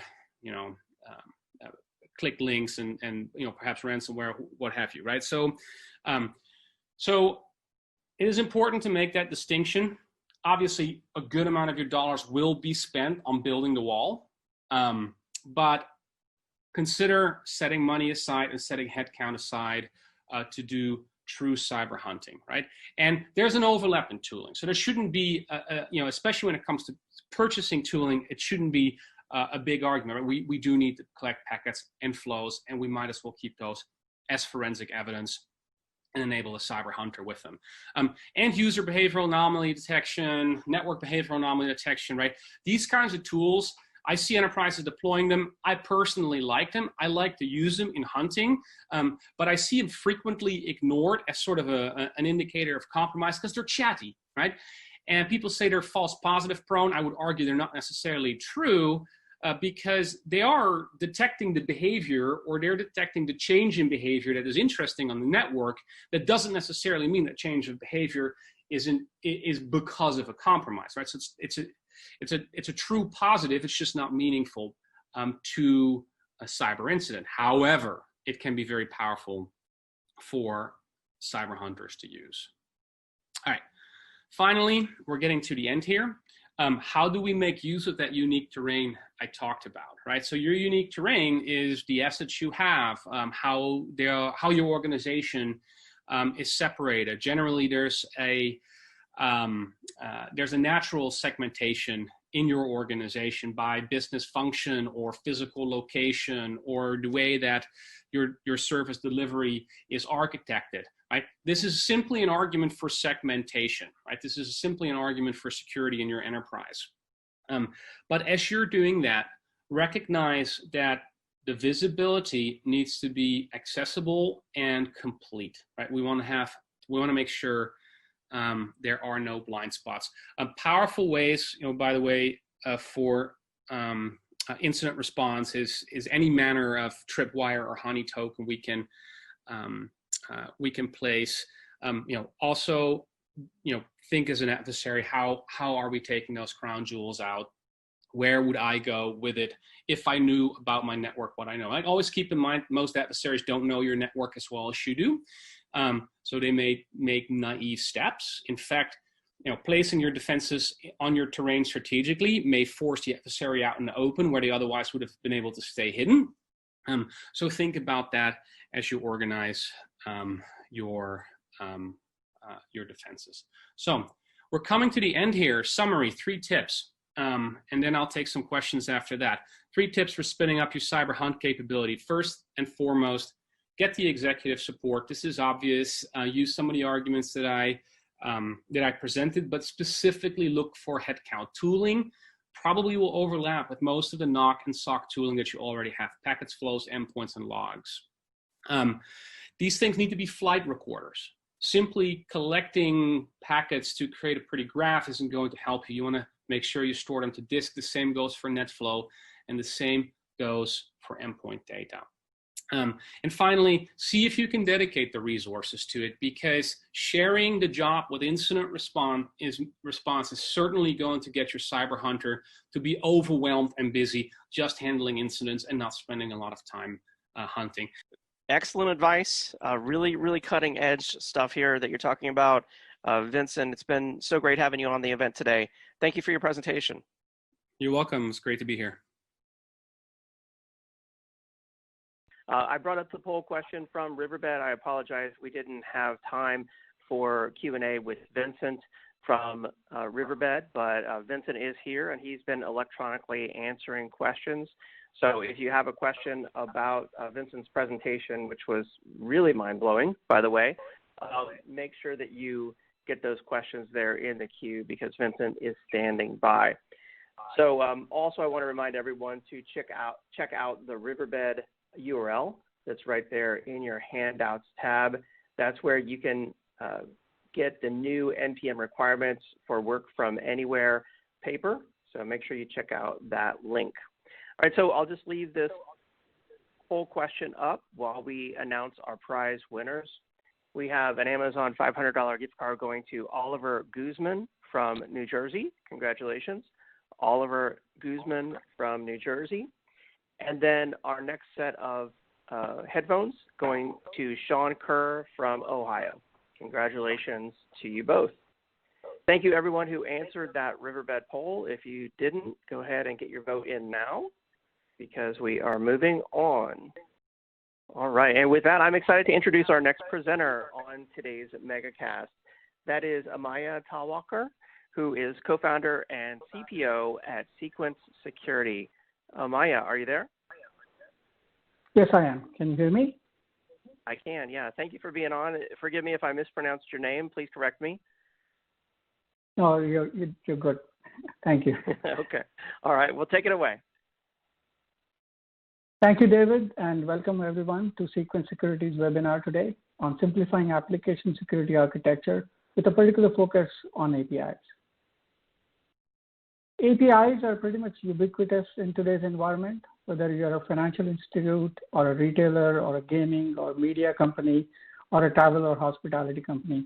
You have hundreds of APIs that are publicly facing. Your consumers are using these APIs on a daily basis and potentially doing billions of dollars of commerce with you on a daily basis.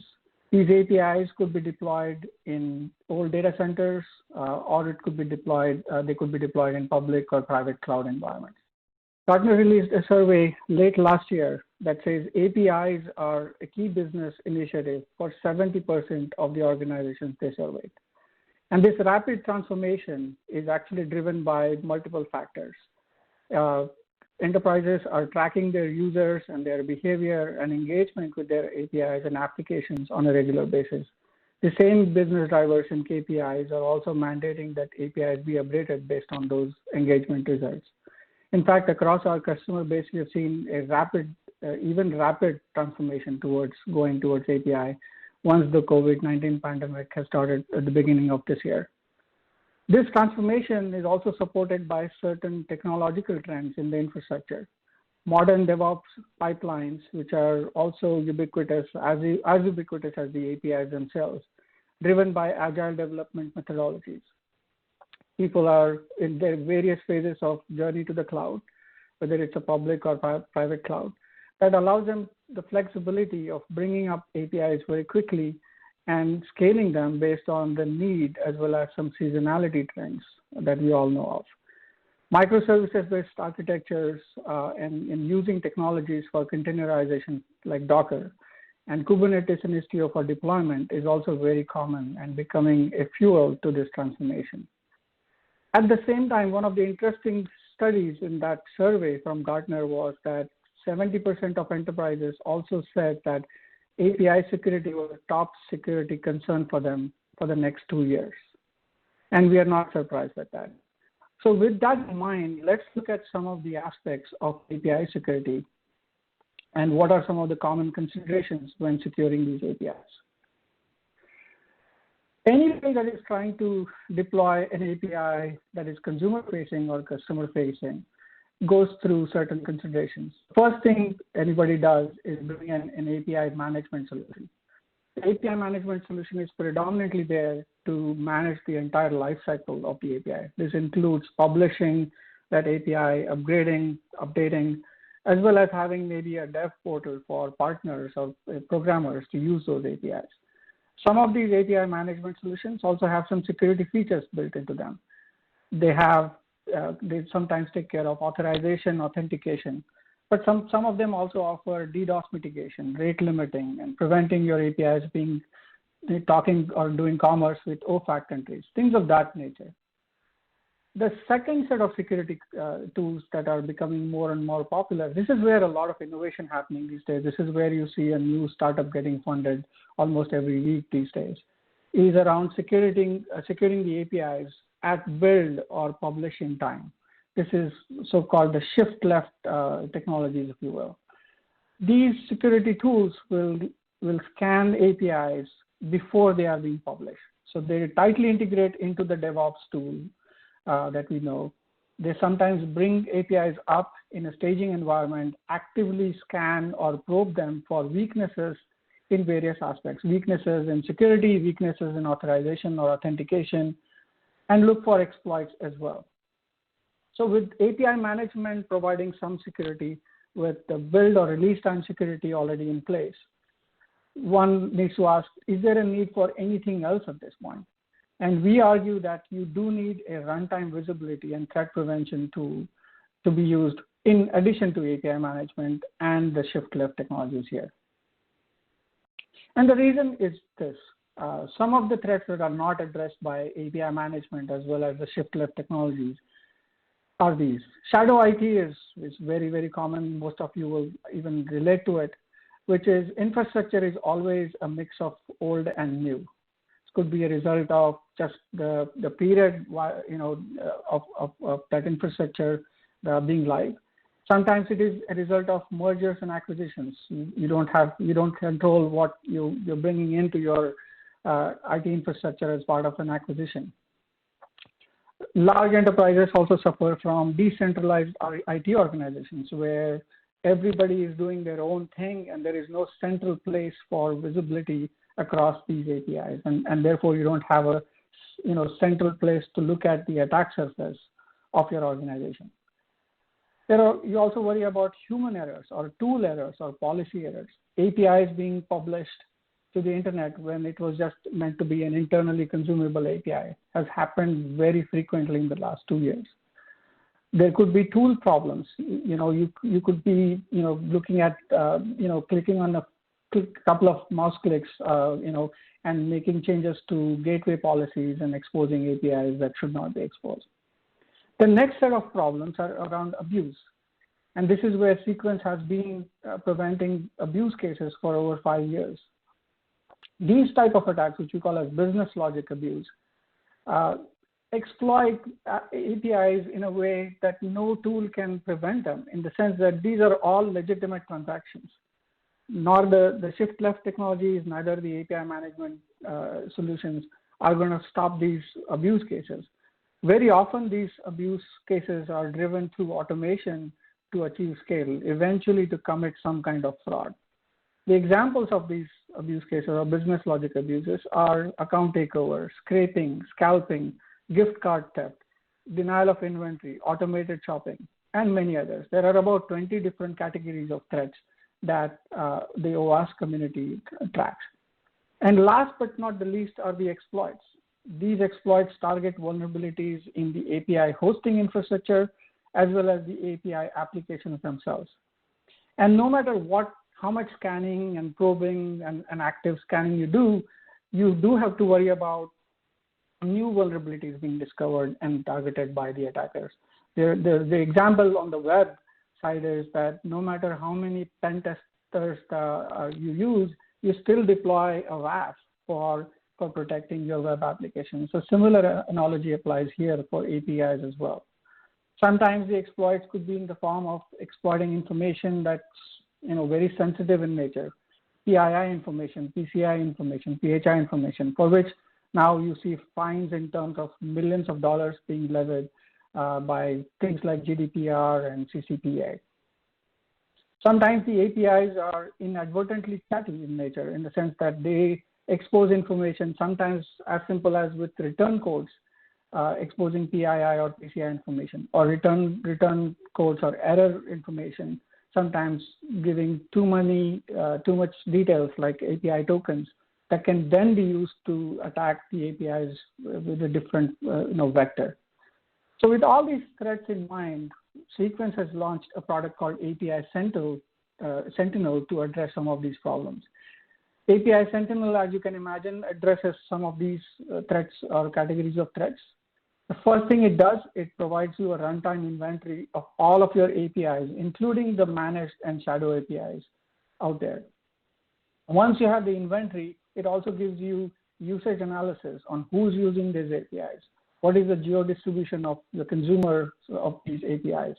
Are there any header or parameter weaknesses in your APIs? If you're deploying APIs that are using a public spec or specification, or if you published your internal API to an open API type platform, you can upload that spec into API Sentinel, and Sentinel will watch for any deviation, both from a publishing point of view as well as the consuming point of view of that API.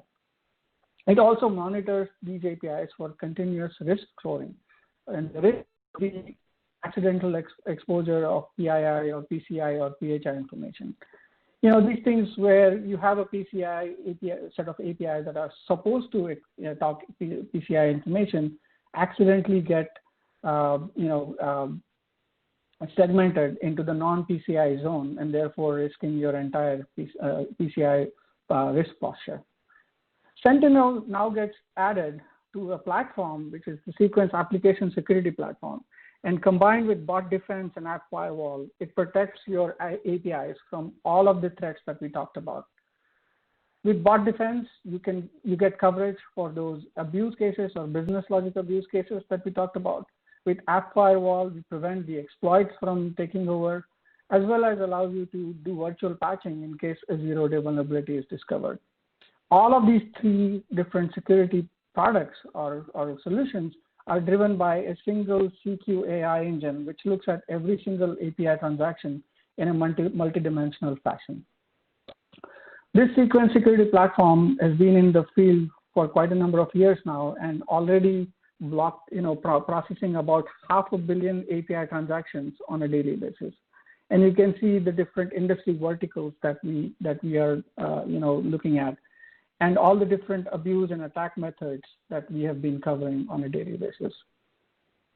With that in mind, now let's look at some of the considerations we have seen with our customers in terms of the infrastructure when it comes to securing APIs and the challenges they face there. If you go to a Gartner analyst, the analyst will suggest a recommended way of deploying APIs and securing APIs, which looks something like this. You have your API infrastructure on the right-hand side. You have your consumers or API consumers on the left-hand side. And in between, they recommend you to use a term they call WAP, Web Application and API Protection, or Cloud WAP, which has a multitude of security solutions combined into one single platform. Typically, this is, your CDN vendor will provide you with these solutions. And then comes the API gateway and then the API infrastructure. Clearly, there are some advantages of doing this, which is you're eliminating the threat from ever entering your infrastructure. It reduces the cost of infrastructure because some of these threats that we talked about, especially the business logic abuse, are volumetric in nature. So by keeping out the volumetric threats, you're able to right-size the infrastructure and therefore get some cost savings in the infrastructure. This single pass infrastructure allows you to improve your performance instead of having multiple hops inside your infrastructure or along the path between your consumer and the infrastructure. Most of the time, this is offered as an MSSP, and that allows you to reduce the load on your already stretched security operations team. So all these advantages are out there. Are there any disadvantages? Yes, there are. And this is from our experience working with very large enterprises. The first being that now your API traffic has to go through your CDN. There is not a whole lot of content caching requirement when you are talking APIs. All of the static content is typically on the website. The APIs are very non-static in nature. And then why push your API traffic through the CDN and increase the cost of that CDN bill because now you're securing those through the CDN. So this is the first problem a lot of enterprises struggle with. Think about the driving factors of APIs becoming popular, which is the fast DevOps cycle. If you now look at this picture, you have to make changes in at least 2 different places, if not more, to get an API published out there. You need to make changes in the Cloud WAF as well as the API gateway. And in some cases, these Cloud WAF, you have to do multiple changes to get an API published. So it slows down the advantage that you gain from the modern infrastructure as well as the modern DevOps toolchain. Interestingly, the same analysts that recommend you this infrastructure footprint have also rated all of the Cloud WAF vendors, and they've rated most of them very poorly for their security competency. These reports are publicly available. You can go and find them in various places. So although this is an elegant way to secure API infrastructure, you're actually not really securing your infrastructure. And the reality is that your infrastructure never looks as clean as this. When we talk about that mix of old and new, this is not the reality. The reality looks a bit like this slide, which is where you first have the web apps already out there for a number of years. The browsers or users come to use the web applications through the browsers, and you obviously have CDNs in place to do the content caching. CDNs do offer web application firewall capability, and most users are using that. And so you have the first hop, which is the CDN and WAF. But in most cases, the bot mitigation offered as part of the CDN is not up to the mark. So enterprises opt in for a specialized best-of-breed bot defense solution. This typically hangs off of the CDN, and so there is a hairpin loop from the CDN to the bot defense, and then into your infrastructure. With this, infrastructure in place, now you're bringing in APIs in the mix, and the infrastructure looks like this. So in order to simplify this sort of multiple ways of deploying API over the web existing infrastructure, what you do is basically APIs come in through API management. Right? API management then comes into CDN. CDN then goes into bot defense because you want to protect these APIs from the business logic abuse case that we talked about. Then the traffic comes back into the CDN again, or sometimes all the way into the API management solution, and then hits the infrastructure. So if you can see, the clear disadvantages here is that your API traffic is now traversing through 3 different SaaS or PaaS solutions, and that is less than ideal, as you can imagine. There is no runtime visibility of the entire API infrastructure, because if you are a multinational, a large enterprise, you may have different CDNs in different geographies, different API management in different places, different bot defense sometimes deployed in different places. So there is no common place where you can get control and visibility across your infrastructure. That is what we try to achieve with the sequence method of deployment. So as you can see, we've simplified the previous picture quite a bit here. You will see that the boxes are pretty much the same. You can even almost compare us to the WAF platform. But difference here is that the API traffic just comes from the API consumer into the management and hits your edge load balancer or ingress controller. And from there, we take care of 3 problems for you, which is the business logic abuse, the exploits, as well as giving you the visibility and risk score across your API infrastructure. The bot defense, the app firewall, as well as the API protection is best of breed, as compared to the cloud WAF, which at least the analyst are rating is very poor. The web browser traffic continues to flow through the CDN into the infrastructure as before. And really, this is about eliminating as many hops in the wire as you can see in the diagram here. The Sequence Application Security Platform is offered as a MSSP to allow your security ops team to offload some of their responsibility to our security specialist in Sequence. And if you're interested in giving this a shot, if you like the simplification as well as the visibility and the control that you get with API Sentinel, we welcome you to try us out with a 30-day free trial. You can go to this URL mentioned here, or you can reach us through the Megacast folks, and we'll be happy to get you started. With that, I'll pause here and see if there are any questions. Absolutely, yeah, great presentation. We do have some questions for you from the audience. I'm going to go ahead and bring up this poll question. It says, what additional information would you like about the Sequence solution? And we'll just leave that up while we do some Q&A. Now, I do want to grab the URL for the free trial here and actually put that for the audience out in the questions box, because I know we took that away a little quickly. I wanted everyone to have more time to check that out. So I'll go ahead and put that out in the questions box. I also want to let everyone know that there is a PDF that you can download on the API Sentinel solution over in the handouts tab. So let's see, first question that came in, they're asking is, what makes Sequence different than other bot solutions that claim to protect APIs? Great question. Most of the bot mitigation solutions out there rely on collecting telemetry from devices to make a determination of human versus a bot. And that typically involves collecting signal from the browser using a JavaScript and looking at some of the telemetry from the device itself, from either a laptop or a desktop, or in case of mobile apps, they integrate an SDK to collect that information from the device. And that involves a lot of friction.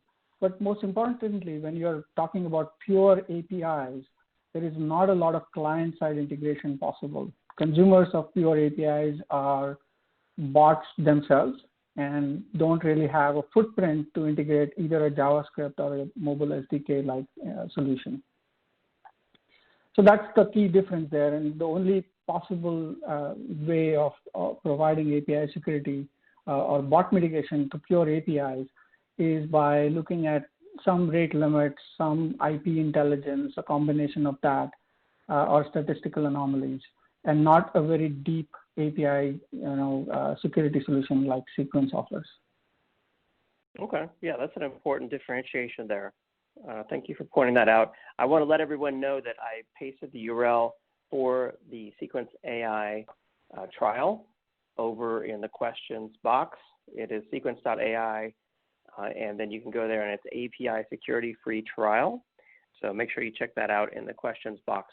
Next question that came in, they're asking, how do you gain visibility into APIs?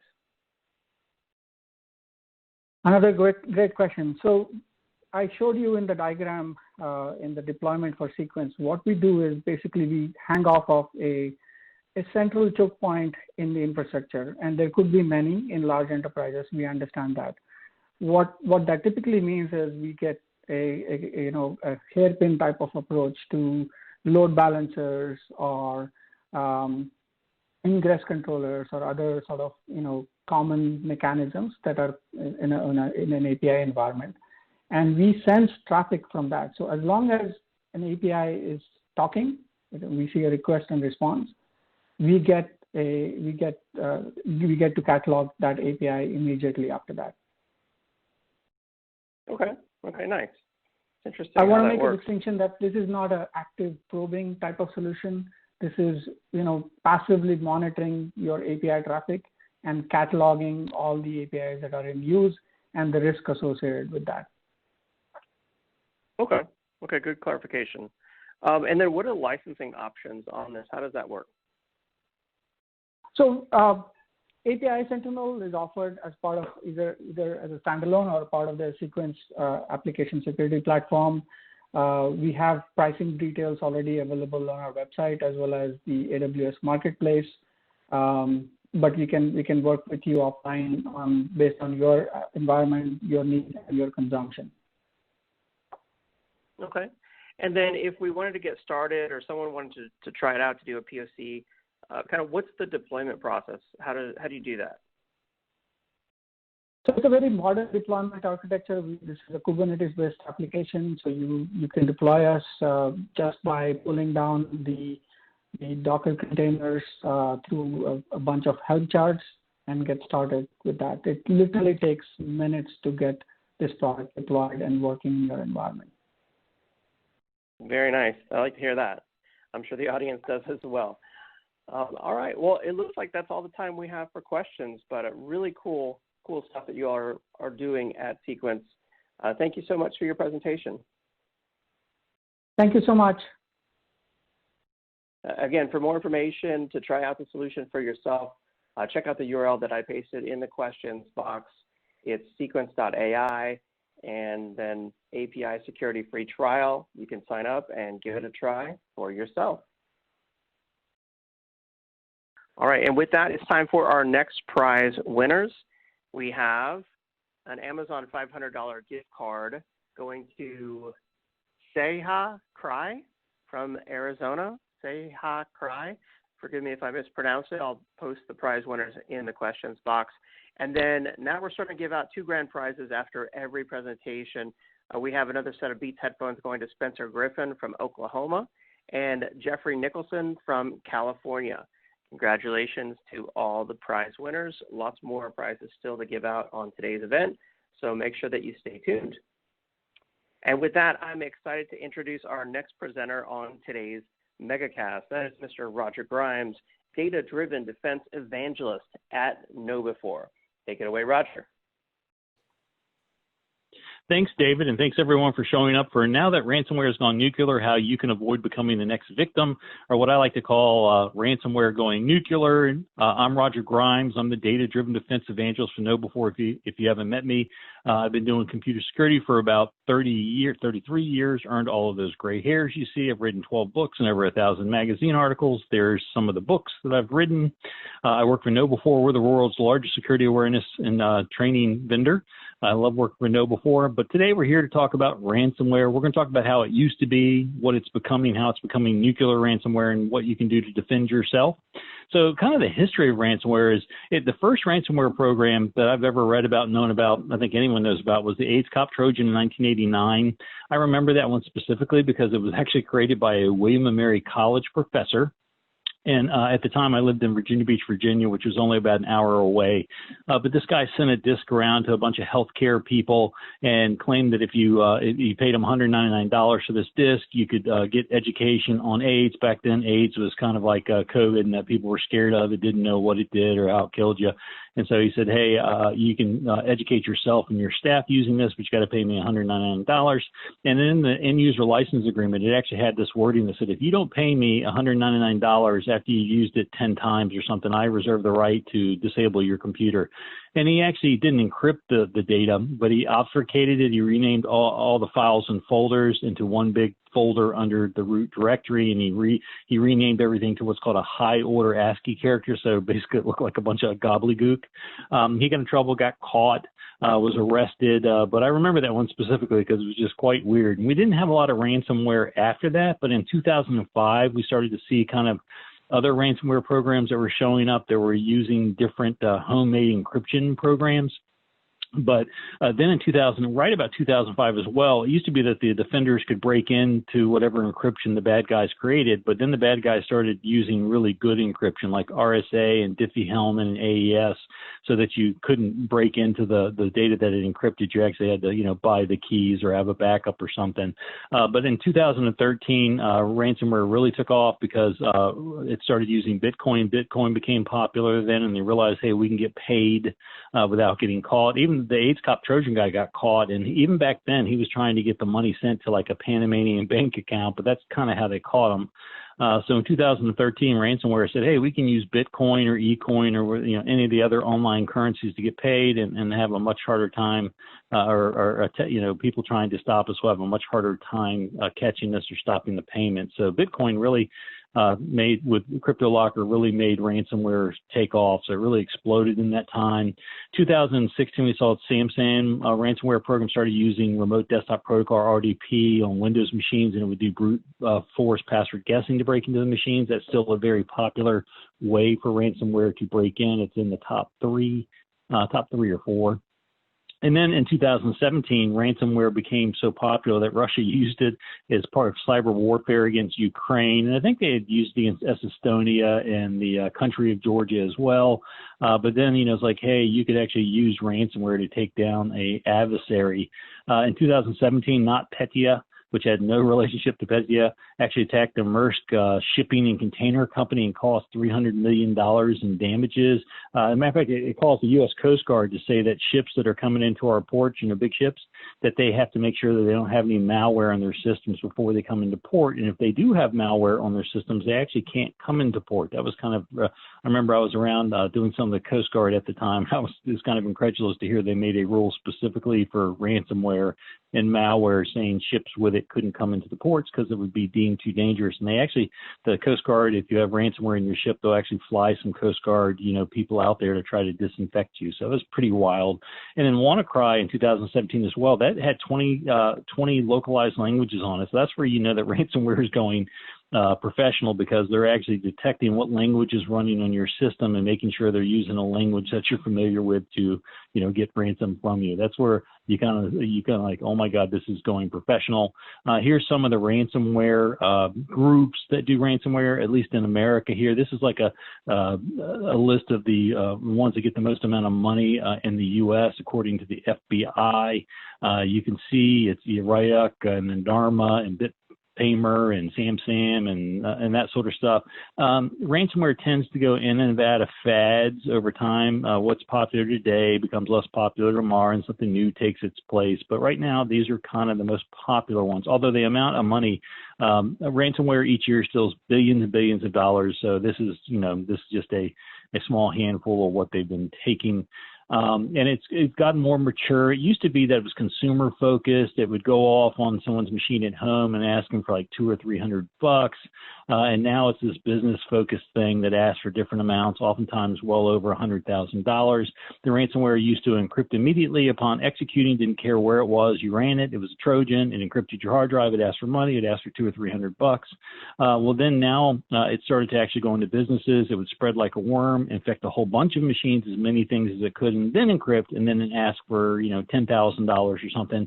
Now what it does, it breaks in, it kind of dials home to what's called the command and control servers, notifies the hacker. The hackers come in and look around. They do some research on the company. They find out how much money. They typically will many times ask for hundreds of thousands to a couple $1 million, sometimes tens of millions of dollars. I think the average payment quickly went from like 10,000 to 16,000 to 75,000. I think it's almost close to $200,000 today. And again, they'll look at the company's revenues, and they'll do, what I hear is they'll ask for like 2% of net revenues or something like that. But they'll determine what they're going to encrypt to make you cry uncle the best, and determine how much you can afford to pay. They'll disable, delete, corrupt, encrypt your online backups. They'll try to even disable, corrupt your offline backups. A lot of people think they have offline backups, but if you can access your offline backup online, it's not offline. And these days, they're staying in the victim's environment a lot longer. They're staying in, I think the average time that ransomware is in a victim's environment before it goes off is many months, up to 8 months. It's ransomware as a service. They're constantly updating themselves all the time, making sure that they can avoid antivirus detection and that they get no new capabilities. They're using a lot of built-in trusted tools like PowerShell to do their maliciousness. So the antivirus doesn't go off on PowerShell maliciousness all that well, because it's just using the built-in scripting language or Windows or whatever the scripts they want to run on Apple or Linux. And again, they're doing things like maliciously encrypting your VMs. I know a lot of people are running virtual machines, and they will just encrypt them. So, when they go off, you think, I've got all these VMs and they're, saved, and I got this duplicate protection, but they're just deleting your VMs, corrupting your VMs, encrypting your VMs, encrypting your data backups with keys you don't know. So you think you have these really great backups, but you don't. So, and the response was, the ransomware response from victims was usually early on the victims didn't pay their, when is that someone's home computer, they just didn't want to pay the $200 or $300, like, you can just have my data.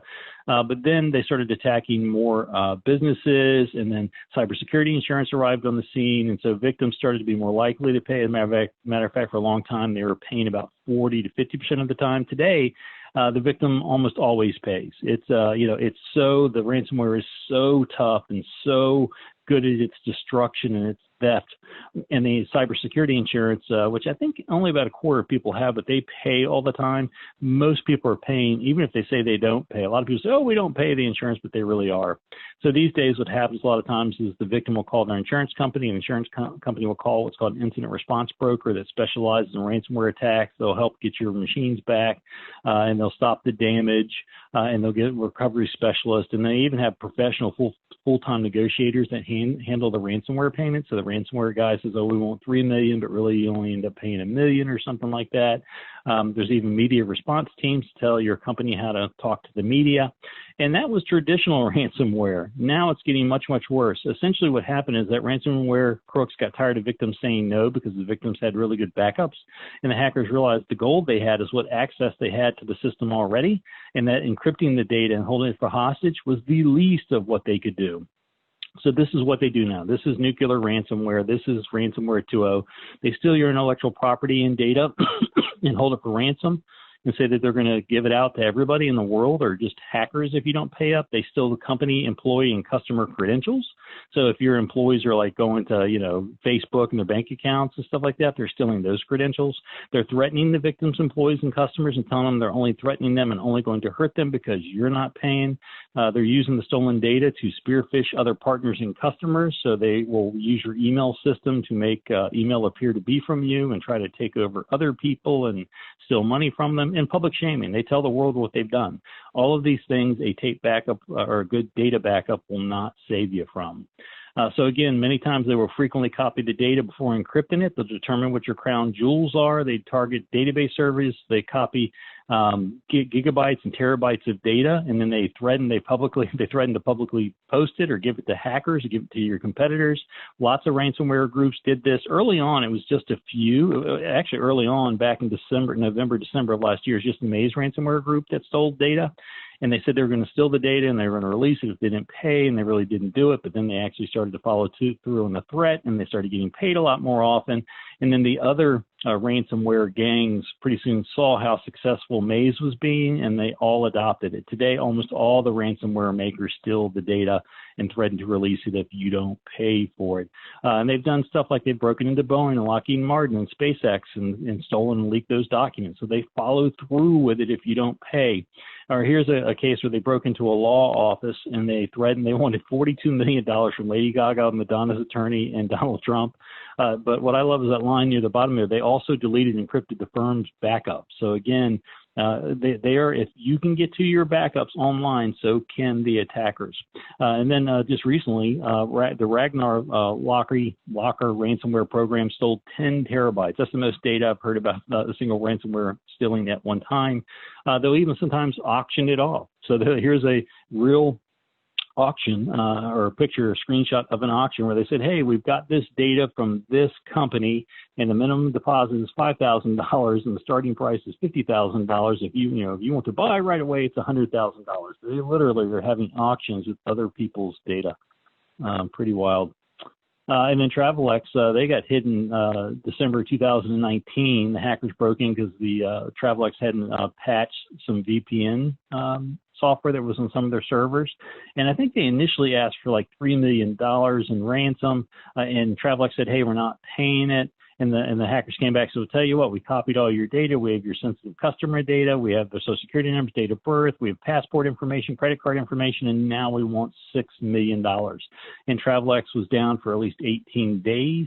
And actually, they did not get fully operational until March 2020. And then in April 2020, the parent company said partially due to the ransomware event, they're selling Travelex. So that, literally took down a big company, operationally hurt them, and now they're up for sale. They steal credentials all the time, not only just customer or not only company credentials, but it used to be they only stole like Windows and Active Directory credentials, but now they just steal everything that they can find. For example, here, this is what they broke into this one company, and they stole their password manager passwords. They stole their Office 365 account passwords, their direct deposit passwords, Medicaid billing portals, cloud-based payroll management services, commercial phone, internet, medical supplies, online distribution network, shopping, and postage account. If you go to Amazon to shop and you're an employee, they got your password, Facebook, LinkedIn, Twitter. So when ransomware breaks in there, they're not just stealing your customers' data, they're stealing your employees' data, their customers' data, and they're going to target the employees of the victim and tell them, we're only hacking you because your boss did not pay. And they do the same thing to the customers. They let the customers know, hey, we hacked the guy that you do business with. He's not paying, and so we're going to make your life live in hell because that guy didn't pay. Here's an example where they actually broke into a plastic surgery center, and the plastic surgery center didn't pay, so they attacked the customers. And they actually sent emails to the customers saying, if you don't pay, we're going to publicly release your photos. Can you imagine the before and after pictures? You ever seen those plastic surgery photos with the markers on the skin? I don't think anybody wants their before photos out there or their after photos. And so, again, they attack the customers. That's very normal here. Our MSPs, managed service security providers that do service security for different companies, they will attack them too and say, if you don't pay us, we're going to attack all your customers all at once. And if you don't pay us, we're going to let them know we did it only because you didn't pay. That's a very, very common thing. Pay up or we will attack your customers. And then again, they're also using the stolen data to spearfish their business partners and customers, the third party. It's hard to stop phishing when it appears to come from a trusted partner and it's asking you to do something you normally do. It's one of the fastest growing phishing segments, and they will publicly shame you on their websites. They actually create blogs and websites and say, hey, this is who we stole this. We broke into this company. We encrypted their stuff. This is the data have. Read here. You can read more. It's pretty wild. They even have, they have people that will cover it on Twitter and LinkedIn and that sort of stuff. Here's an example of someone covering, hey, our evil ransomware group just dumped the files of American fashion house Kenneth Cole. They literally have like PR people that try to push these stories out to different cybersecurity newspapers and that sort of stuff. Pretty wild. And they'll even tell people, hey, the ransomware people are like, they're good guys who value their reputation. So that means, it must have been that Kenneth Cole paid. And they'll talk about when the person did pay or didn't pay. Pretty wild. I even saw this is pretty wild note here. They left a website. They broke into a guy's company called Robert Dennison's Yachts, and they said, hey, I love this here. It says, because Robert Dennison failed to take simple security measures on his own devices, I hacked into all employees' Google accounts, all the company leads, accounting archives, employee social security numbers, employee signatures, and blah, blah, and all the company data. It's all, we have it. Your data might be in our hands. I want Bob to send me 15 Bitcoins. And if you don't, then we're going to hack everybody because Bob didn't pay. And they literally created I think the real website was called DennisonYachtSales.com. They made a new website called DenisonExtortion.com. And they said, hey, and they put accounts countdown on there. I think it was 5 days long when I first saw it. But I don't know whether Bob Dennison paid or not, but it was on multiple websites and you could count down. And they sent this to all the employees and all the customers, and even I have an email address. For any questions, please reach me at DennisonExtortion@protonmail.com. Pretty wild to see. So this is the new norm. This is the new norm. This is what ransomware does. So what's your defenses? The most important thing is that you should communicate to management that ransomware doesn't just encrypt data anymore. A good backup alone is not going to save you. You can use this deck as part of your security awareness training. Realize that the real problem isn't that ransomware isn't the real problem. It's how it got in. How did they break in? What are the ways they could break in? Because if you don't stop them from breaking in, you're never going to stop what they can do. This is how most ransomware breaks in today. It's mostly through social engineering and unpatched software, and also they'll also try against password guessing against RDP accounts. And they do some other things, but about 45% of all ransomware is due to, and actually I think it's much higher than that, but at least 45% is due to social engineering, 29% due to unpatched software or some type of misconfiguration, and 9% due to RDP password guessing. So pretty wild. So you got to do everything that you normally do, including having tested backups and all that sort of stuff. But what I like to tell people here is you got to detect the intrusion. You got to have intrusion detection tools and endpoint detection that can stop these attacks before they have the ability to do bad things to your computer. A tape backup will not save you. You've got to detect that they are on your systems. At any time, any type of malware could potentially put ransomware on your system. Look for abnormal network traffic flows. So most servers don't talk to every computer. Most servers don't talk to other servers. Most computers don't talk to every other computer. So start looking at your network traffic flows. And if you see some anomalous traffic flows, then you want to detect on it. I'm also a big believer in honeypots, which is where you have some fake systems or deception technology put in there, because the ransomware doesn't know what's real and what's fake. And if you have something fake out there, nothing legitimate on your production environment should connect to it. So if something connects to it, like ransomware trying to spread, you get early warning detection. You can shut it down before it goes off. Big thing here is you need to talk to senior management and your communication specialist ahead of time and put a plan in place about what are you going to do, because a tape backup is not going to save you. How are you going to communicate to customers and employees when their data and credentials and stuff have been stolen or out there on the web? Are you going to reassure employees and customers that you'll always pay? Are you going to get cybersecurity insurance? How are you going to handle the PR that results? Because you can't hide it. They're actually publishing it on the web. And a lot of people say, well, we're never going to pay the ransom.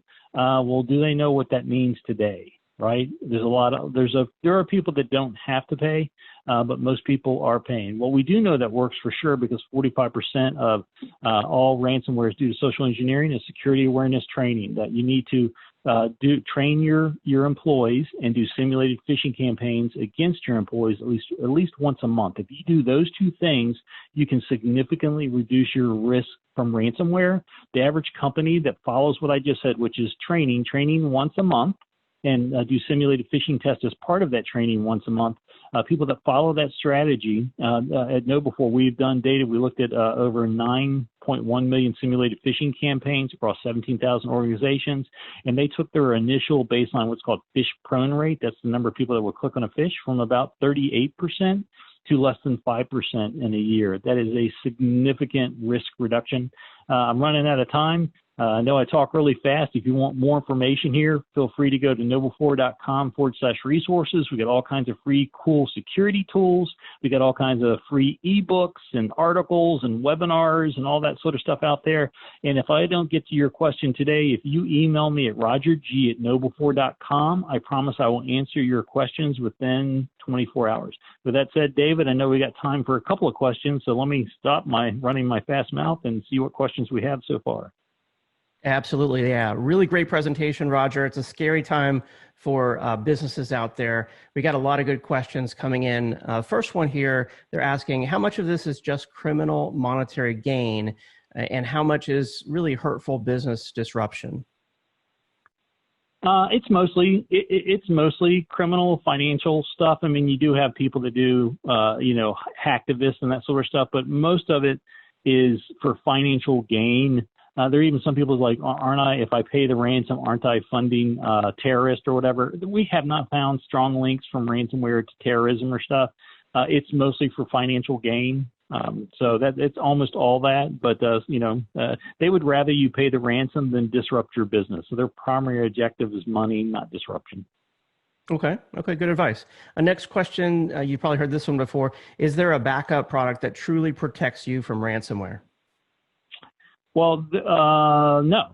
Well, as a matter of fact, as I just covered, right, is that all the things they're doing now, like they steal your data, a tape backup is not going to save you. So there are better tape backups, and there are a lot more tape backup solutions that are trying to protect you against ransomware. My big thing I tell people is make sure that your offline backups, you have one or more copies offline. And by truly offline means you cannot get to it online. You can get to your tape restoration or backup online. It is not offline. But more importantly, all the things that ransomware and Nuclear 2.0 is doing, a tape backup, a good data backup is not going to save you. Okay. Next question, can you talk about the negative effects of paying for ransomware decryption? Does it really make you more likely to experience another attack in the future? I don't know anybody that has paid the ransom that was attacked by the same ransomware gang, but I do know people that have been hit 2 and 3 times. Most of the time it's because they didn't take the first time serious and they did 1 or 2 things where they really didn't secure their environment.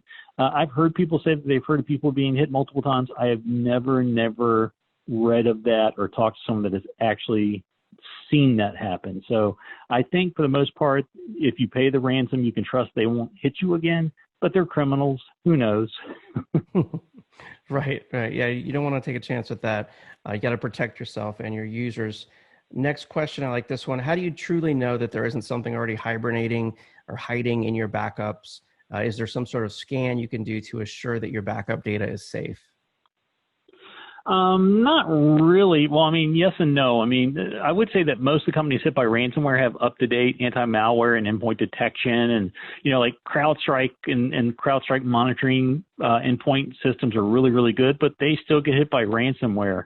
And that's why I kind of recommend that Deception product and Honeypot products, or just taking a system you're getting ready to throw away and putting it out there and using it as a honeypot, because that will give you a chance of early warning. But yeah, I would say, and not to confuse things, but I think the Verizon data breach investigation report says that, something like 70% of companies, if they would have looked in their logs, would have seen the breach and detected the breach and the badness. But people just don't look in their logs that well. So yes, if you looked at your logs, there's better than average chance that you would detect and see something. But I'm a big believer, in putting some things like honeypots or deception out there along with everything else, because the ransomware guys, when they're trying to break in and they're looking for servers and that sort of stuff, they don't know what is real and what isn't real, out there. And so if you use some deception type technology, that can give you early warning if everything else fails. Okay, nice. And then last question here we probably have time for, and that is, by paying the ransom, are you really funding cyber terrorism? Oh yeah, so yes. So well, I mean, you're probably not funding terrorism per se, but I would say that you're funding somebody and you're making them more likely to do it. But almost everybody's paying. Even people that say they aren't paying, many of them are paying. Like, we're not paying the ransom, and they hire some group, and unbeknownst to them, that group that they hired to help fix their stuff is paying the ransom. An acquaintance of mine once, he went to these groups that promised to help you recover from ransomware, and they would never pay the ransom. And he posed as both the victim and the ransom guy, and all 3 of those organizations tried to buy the key. So, but I guess that's good. If you've got a law that, or a rule that says we never pay the ransom, maybe you can just kind of act like you didn't know, right? But the problem is that most people are paying. So even if you don't, it doesn't really change the equation. Okay, interesting. Well, I'm afraid that's all the time we have for our live Q&A session here, but there's tons of questions coming in. Roger, it's been really great to have you on the event today. Thank you so much. Thank you, David, and thanks everyone for attending today. I brought up the poll question there from KnowBe4 about the KnowBe4 solution. We got a lot of love related to KnowBe4 coming in the questions box there, and I appreciate that. We at ActualTech Media are KnowBe4 customers as well, and I have personally enjoyed this solution myself.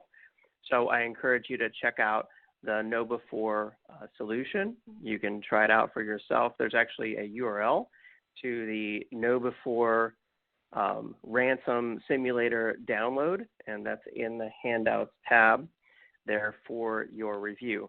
So make sure you check out the ransomware simulator link there in the handouts tab, and of course visit knowbefore.com for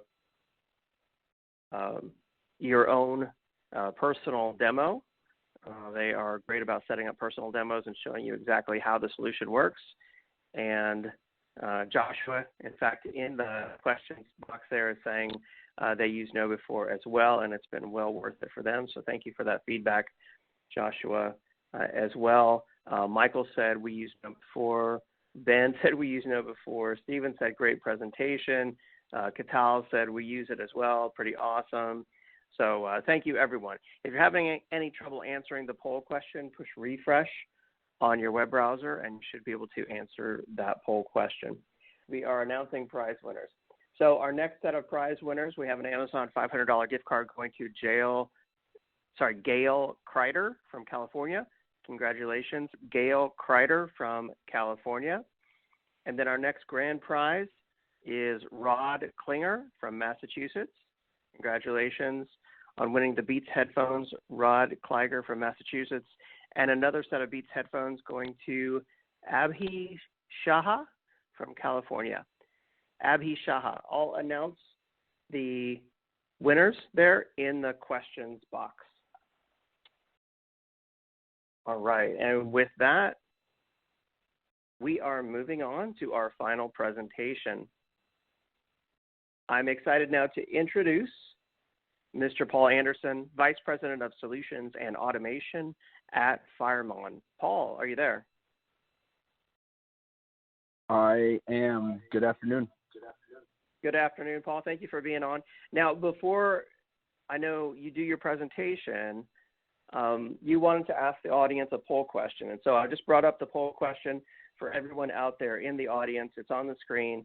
The question is, where do you use automation today in your network security policy lifecycle? Is it a request, design, review, validate, implement, verify, or all of the above? So I'll give everyone here a moment to answer that question. All right. Thank you, everyone who responded to this. Paul, I would say roughly, it's a good division here. Between 20% said all of the above, 20% said request, and 20% said review/validate. What's your take on the results? Yeah, very cool. Definitely one signal of more and more growth that we see. Quarter by quarter, it feels like there's more and more automation in everyone's change pipeline around network firewall and security policies. The interesting thing I see here is review validate. So we definitely see low hanging fruit in terms of we review the same types of requests every day. Couldn't we put some sort of rules in there to auto approve, auto deny, or automate the data we see? Implementation is no surprise at all. That's something that our space has done for a while, and then significant growth in software like Ansible or Terraform or other infrastructure as code or DevOps type software that automates repetitive tasks or can send code out to devices. So yeah, no surprise. We find pretty much all customers automate some steps along the process and are always looking at projects to increase automation while still. Yeah, can you hear me all right? I can, yeah. Okay, cool. Yeah, it's a great idea to automate and prevent mistakes before they happen. Really good feedback on the poll. Let me go ahead and advance it to your first slide there, Paul, and take it away. Yeah, and I took a picture of the poll just in case we need to set the results, but we have a slide that kind of speaks to that a little bit later. So thanks for having me this afternoon. Good morning or good evening, whatever part of the world you're joining from. Thanks for taking time out of the busy day. Like the introduction said, my name is Paul Anderson, and I've spent the better part of my almost 2 years at Firemon focused on automation solutions for policy compliance. And similar to the comments on the poll, it's just a space that we see constant growth and then more importantly, constant evolution as we'll lead forward. I'm going to go ahead and jump ahead here. So when you hear Firemon or you hear our competitors or you hear customers talk about our space, you hear a lot about compliance, you hear a lot about policy, but the opener here is more about agility. And the reason we started there is we hear more and more conversations around, we expect policy to be compliant. We expect to have a practice around continuous, both proactive and reactive compliance, but we need to get more agile. And we see customers really making two choices. And one is to figure out a way, to the point of the poll question, to bake automation into deployment pipelines to where they can hit SLAs and goals without compromising policy. Or we see the race to innovation and the race to the cloud and the race to be first to market, sometimes skipping security and best practice in the name of agility.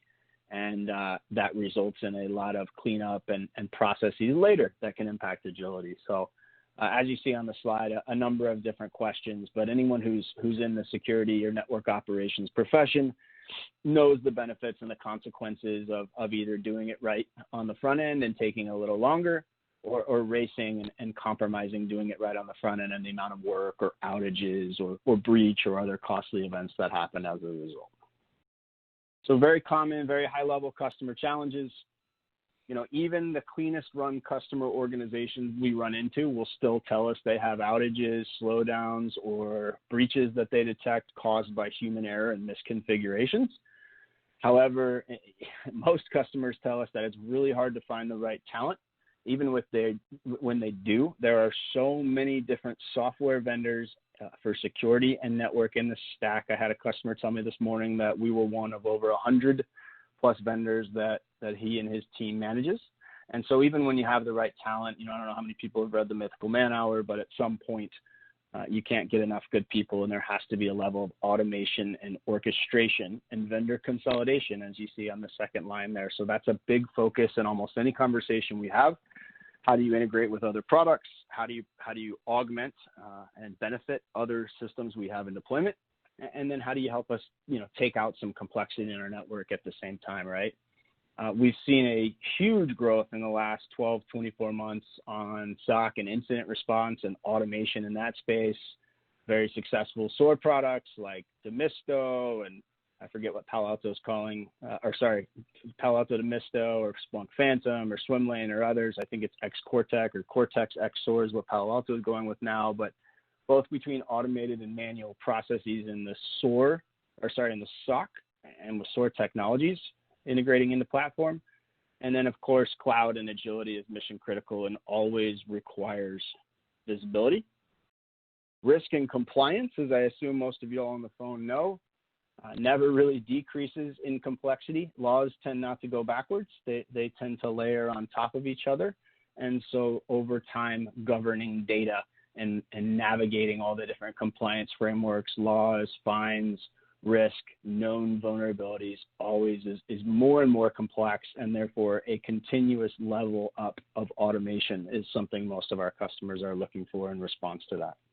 Usually growing at a higher scale than the number of people they can onboard. I guess I shouldn't even say usually, I should just say always growing at a higher scale than talent that can be onboarded.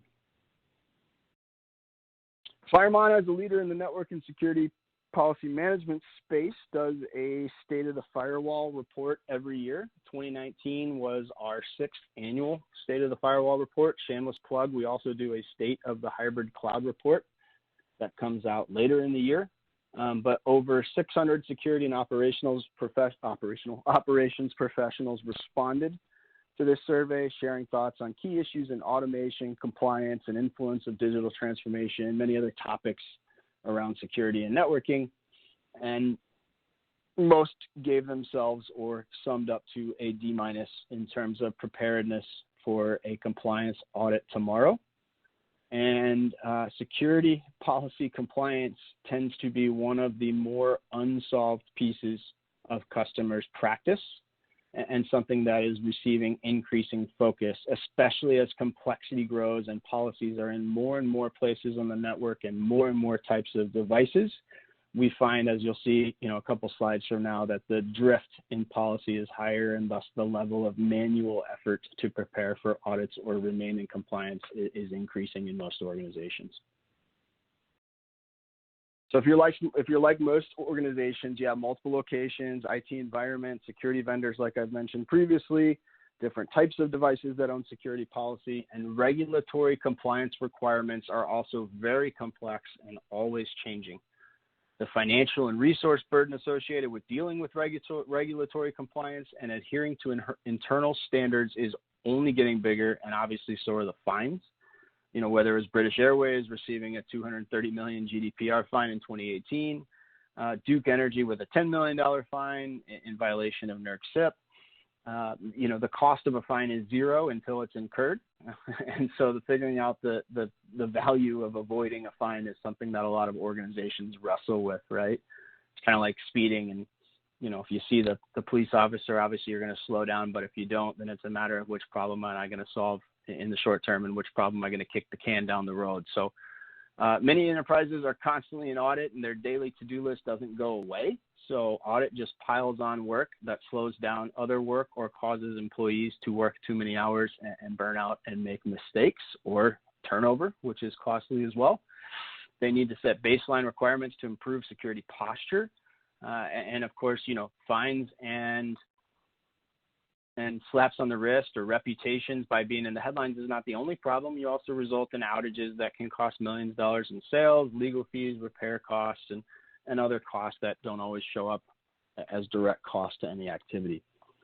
Firemon as a platform provides automated compliance assessment capabilities to help you validate configuration requirements, but then most importantly, constantly alert you whenever violations occur so action can be taken and the number of hours required to prep for an audit can be significantly reduced, and the number of errors obviously significantly reduced. That includes reports ready out of the box or customizable reports, as most of our customers take the out-of-the-box compliance standards, but also create frameworks for best practices that they allow and don't allow within their organization that also need to be followed. All right, so the cost of compliant drift. We find two types of approaches to compliance, like I mentioned earlier, reactive only or reactive and proactive. A reactive only approach skips compliance and best practices in the provisioning process, races to get a change made, and thus has a team constantly chasing to lock down access to what it should have been built as in the first place, and increasing the amount of time spent reforming policy, prepping for audits, waiting on improper access to be decommissioned. Basically, we hear firewall admins say that it's like Hotel California. Once bad policy goes in, it very often never leaves. So that results in a large and sometimes even unsolvable drift away from desired compliance state. 100% compliance is probably a pie in the sky goal, but 80 to 95% or high 90s should be something that's a little more in organizations' sightlines, right? Most of the others, and the way people responded to the poll at the beginning probably says that you fall into this category, but bake some concept of best practices and compliance into the firewall change process. But of course, then emergency changes, uncertainty, the need to hit a deadline can always cause those to be overridden and still have cleanup and drift, but hopefully a little less on the back end. As time goes on, organizations realize it's costly and potentially exposes them to greater risk than they want to continue to drift. Building up a security and compliance debt that is difficult and expensive to solve requires a great deal of resource, time, and organizational push. And a simple example would be, if you're in PCI compliance standards, you have quarterly external scans, and then you have remediation activities, and then you have to go scan again. And there's a number of hours that are spent on that as well. If you adhere to CIS controls, there's a number of places in which accurate policy factors in, and there's even some that don't have green check marks on them where security policy factors in. And so as customers look to solutions, either with automation or with a reactive platform to mitigate this problem, one of the most important things that we see is a rich API set and the ability to layer data or information or to fully integrate with other systems that are already in place, or to take data that Firemon has and get it out to other systems where customers make decisions. The majority of Firemon customers pull data in and out of our platform daily. One of our largest customers makes over 40,000 API calls per day to send data from Firemon to other software or to other humans across the organization to make accurate and time-sensitive decisions. So in addition to a rich API set that's easy to write against, our software and our platform has to be highly scalable and perform as fast as absolutely possible, even in the largest scale environments. And that's a true differentiator. It doesn't matter how many bells and whistles or features you have in a product in our space. If it cannot perform at scale, if it cannot give you the data that you need in near real time, then the automation and integration goals that organizations have by using our platform woven into their ecosystem are usually unrealized. So the performance and scalability of a platform like ours is absolutely critical when looking at a vendor in our space. So there's numerous products and software modules in the Firemon platform, but the easiest way to think of what we do is to bundle it into solutions, either compliance, automation, or risk mitigation. Compliance is what we've been known for 18 plus years. It's the core brain of our platform, and for many of our users, the place where they can, in one window, I don't want to say single pane of glass, but it almost just shot out of my mouth out of habit, in one place, see all the different policies across their network, across many different devices, run reports, flag violations, a lot of the things that we talked about earlier. And this is the foundation of everything we do and everything our users do. Similar to, as I've alluded to on previous slides, automation on top of that is, I'd say 80+% of projects these days include some form of automation requirements layered on top of the data. As you saw from the poll at the beginning, people view that in different ways, and it's either in one or two steps of the process or to try to fully automate changes with certain types of requests. Automation can be reactive in terms of automating repetitive tasks and sending cleanup items or recertification, policy recertification into workflows. It can be proactive, and that was the root of the poll question at the beginning is, do you manually review every single request? If not, do you have any automation, whether it's custom scripting or some sort of point solution product that's doing compliance and best practices? Is this change allowable? One of the biggest bottlenecks we see is in the design process. So when customers have to go in and say, which firewalls, which parts of our network, which cloud security groups, which microsegment firewalls, what policies need which changes where in the environment, it is often one of the biggest time sucks and one of the biggest risk factors in terms of accidentally taking something down. I'm going to speed through these because I know there's a couple questions here at the end and we probably have 5 minutes left. But again, rich orchestration and API integration, the ability to mix with different customer softwares that are already in place. So years ago, the ask of our space was always, we're going to create a ticket in your system, and then we're going to do a workflow in your system, and then we want your system to either give us the output so we can go program it into the firewall, or we want your system to go program the firewall. More and more now, we're seeing customers take a headless approach where they have a system in place, be it a ServiceNow or something of the like, a custom software developed in-house that's a ticketing system, and using us as a source of data and a trigger to automate each step along the way. And instead of trying to holistically automate everything in the firewall change process and spend 18 months putting in a new system and process in place, it's find low-hanging fruit, find different types of requests where we have the context, our platform has the data you need to validate it, and start to pick certain types of requests that you can automate as soon as possible to show a high return of investment, or I should say a fast return of investment, and then continue to up-level and increase the types of requests you automate more and more over time.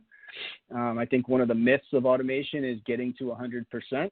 I think the simple truth is there will always be things that a computer or software shouldn't handle that should go to human review. And, when anyone asks, is automation going to overtake jobs? Well, maybe, but in most cases, we see customers not looking to offload any headcount. We see them way too busy and the work increasing at a scale they can't keep up. And it's more of a necessity to augment the existing staff than any sort of staff cutting exercise. I feel like everybody knows that, but it still comes up from time to time. So nothing above and beyond what I've already said on this slide. But again, we find customers looking for speed and looking to bake security into speed. So in order to have an efficient network operation and compliant automation system and policy platform, you have to have the ability to see everything. We have to give our customers the ability to leverage technologies that are already in place and successful with a rich API set that's easy to integrate. We have to be flexible and adapt to change, scale and performance, which I'm not even sure I realized was on this slide, but I mentioned a couple times earlier because this isn't a sideline reporting software part of the industry anymore. As we move further and further into automation, this is something that has to be highly available and ready at all times. And then customers have really taken a zero trust approach and try at least to protect everything and then try to identify all risks and figure out which ones to go out and mitigate first. So with that ends the slide portion, and I will turn it over to the moderator for any questions. Absolutely, yeah. Great presentation. Let's see here. We do have a number of questions for you from the audience, Paul. While we do that, I'll bring up the poll question and just see what additional information the audience would like about Firemon. We'll leave that up while we do some Q&A. So just looking through the questions that came in, first question that catches my eye here, they're asking, how can automation be used to speed up firewall policy changes? What's your take, Paul? Yeah, good question. I put it into two buckets. One is the whole, so looking at the process as a whole and just say adding in automation at each step of the process for requests that are automatable is going to offload work, and you'll see an efficiency gain across the board. But I think that the more interesting is to say, let's take specific change types and let's put automation into those. And therefore, we are seeing an immediate ROI on specific types of requests. And I'll give an example. Let's say I want to add 100 web servers to an application for a seasonal burst, but I've already deployed and have fully approved and in production architecture for the existing application. Why does the 100 new servers that are going to group into a cluster of servers that already have approved access need to take 2 weeks for review or even 3 days? Why can't I just bond them to the policies that already are in place and already approved? So it depends on what kind of outcome you're looking for. We usually find customers looking for both. One, help us improve our process as a whole, but help us find a bucket of changes where we could truly apply full automation and see quick results that we can sell back to our C-suite or application owners or whoever the other stakeholders are that aren't part of the project. Yeah, I like that. I'm sure everyone would appreciate immediate ROI. That always sounds appealing.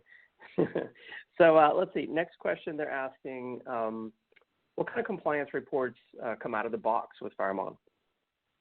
Yeah, I won't list, but there is a rich set of out-of-the-box compliance reports for almost any type of compliance standard, and then above and beyond that, numerous industry best practices that are established. And a simple demo or a couple clips on the website can show you a long list of what we have out of the box. And then on top of that, of course, anything can be customized to the organization as well. And new frameworks are constantly coming out. Someone asked this morning if we were doing anything with MITRE, and we have a quick session next week to build a custom MITRE framework report because it wasn't out of the box. So they come fully stocked, but if anything's missing or anything new comes up, you don't have to wait for the next code release. Very easy to create whatever it is you need from there. Nice. So custom reports are available. Yeah, and very common. Everyone's got their own twist on what they want to do within their organization for their best practices on top of frameworks. So I would say probably used, 75, 80% of the time, as opposed to being the rare. Okay. And then what about, there's a question here about custom controls. Yeah, real similar. So it depends on how you define control, right? I guess I probably don't have access to audience to say what exactly do you mean by control, but if it's, I think of controls in terms of proactive compliance. Let me put, here's like the simplest example ever. Let me put a do not allow telnet request to come through. I don't even want a human to touch it. I want that control to bounce it right back to ServiceNow and say, please reformat your request. We don't allow unencrypted protocols here, right? That could be fully automated from scripting in terms of a Azure or AWS deployment where Terraform is running a play and we flag something in there that's not supposed to be provisioned. I guess it's also fair to say that, similar to what we were just talking about with reporting, that controls could be something that doesn't necessarily block you, but triggers alerts, even post-deployment, so it can be fixed as quickly as possible. So, again, those can be based on pre-established standards, but what we find is customers really going through a process of saying, what are the simple things that we always allow, what are the simple things that we always deny, and what's the gray area in between? Build X number of controls based on that, and then over time graduate more and more things into the control set to automate more and more decisions instead of human review. Okay. Nice. It's kind of like a factory, right? It doesn't require less staff or intelligence. It's let's manage the machines and let the machines do the repetitive task, and let's code the machines and put our logic in there, as opposed to running around the factory floor passing item from station to station, right? That's a good analogy. I like that. Yeah. So you mentioned that you talked to a company, they were considering over 100 different security tools. This question I think is appropriate. So why FireMon for compliance? What makes FireMon unique? Yeah, not considering. They were saying they had 100 deployed, 100 plus deployed that they manage, and vendor management had us as something like number 15 or 12 on the list of companies to get to in terms of renewal contracts or something funny like that. But it was why FireMon? I mean, if you narrow out the security industry to focus on what we do, you get into anything dealing with the policy, compliance, risk mitigation, or change controls around the policy, right? So I said it a lot through the slides, but the simplest thing is, one is performance and scale. It doesn't matter what you have in the product. If it's not usable in a large, high-performance, highly dynamic organization, then it's just going to be shelfware. Number two is, again, that rich API set 5 years ago. That probably wouldn't have been the biggest requirement in the world, but now every single project we run into is, please integrate with our SIM, please integrate with our SOAR, show us how easy it is to pass a request from ServiceNow to your system and back to ServiceNow. And then, of course, we have to have the APIs to integrate with all the different firewall and policy vendors, SD-WAN devices, everything else that we write policies to. So I'd say those three. After that, then you get into ease of use and things that your technical users really like, but maybe your financial buyers don't care as much about in terms of what outcome is delivered to the organization. Right. Okay. So how should people get started with FireMon? What's the easiest, best way? Yeah, good question. The website has some really good demos on it in terms of just base level concepts, but nothing beats a 1 hour session with an SE that's assigned to your territory. So whatever the response is to this webcast in terms of saying, hey, I'd love someone to just spend an hour with me and show me the basics. There are test licenses out there. There are demo sites that people have access to where they can play around. So if you want to do that without ever having an intro, fantastic. I always think you get a lot more out of that time if you just have someone show you all the ropes and then start running and play with it from there.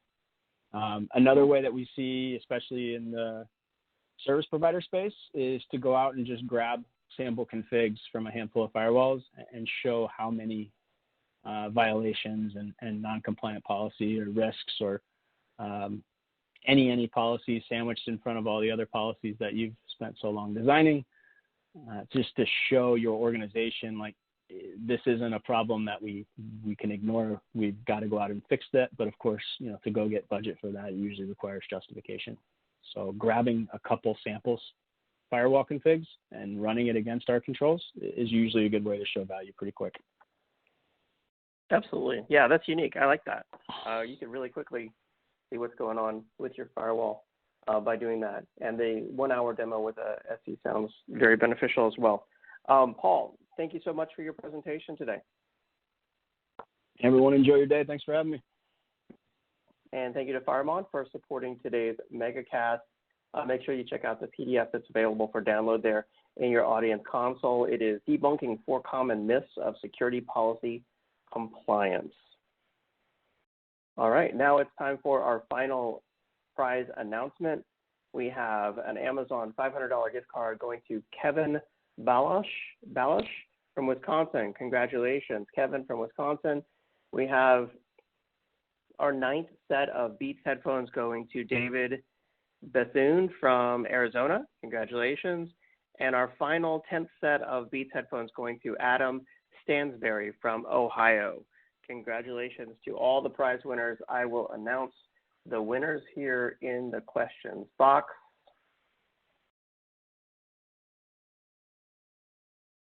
And those are available right now. Before you go, I want to remind you to subscribe to the 10 on Tech podcast. You can find that over in the iTunes store. It's the latest and greatest in enterprise tech in just 10 minutes. If you are a potential sponsor of an upcoming EcoCast or Megacast event, we would love to chat with you. Reach out to us at connect@actualtechmedia.com. And finally, I hope that you'll join us on our EcoCast happening next week on modernizing and securing financial environments. This will be specific to those in the financial industry, and you'll hear presentations from NetApp, Nutanix, Zerto, and Rubrik. Hope to see you there.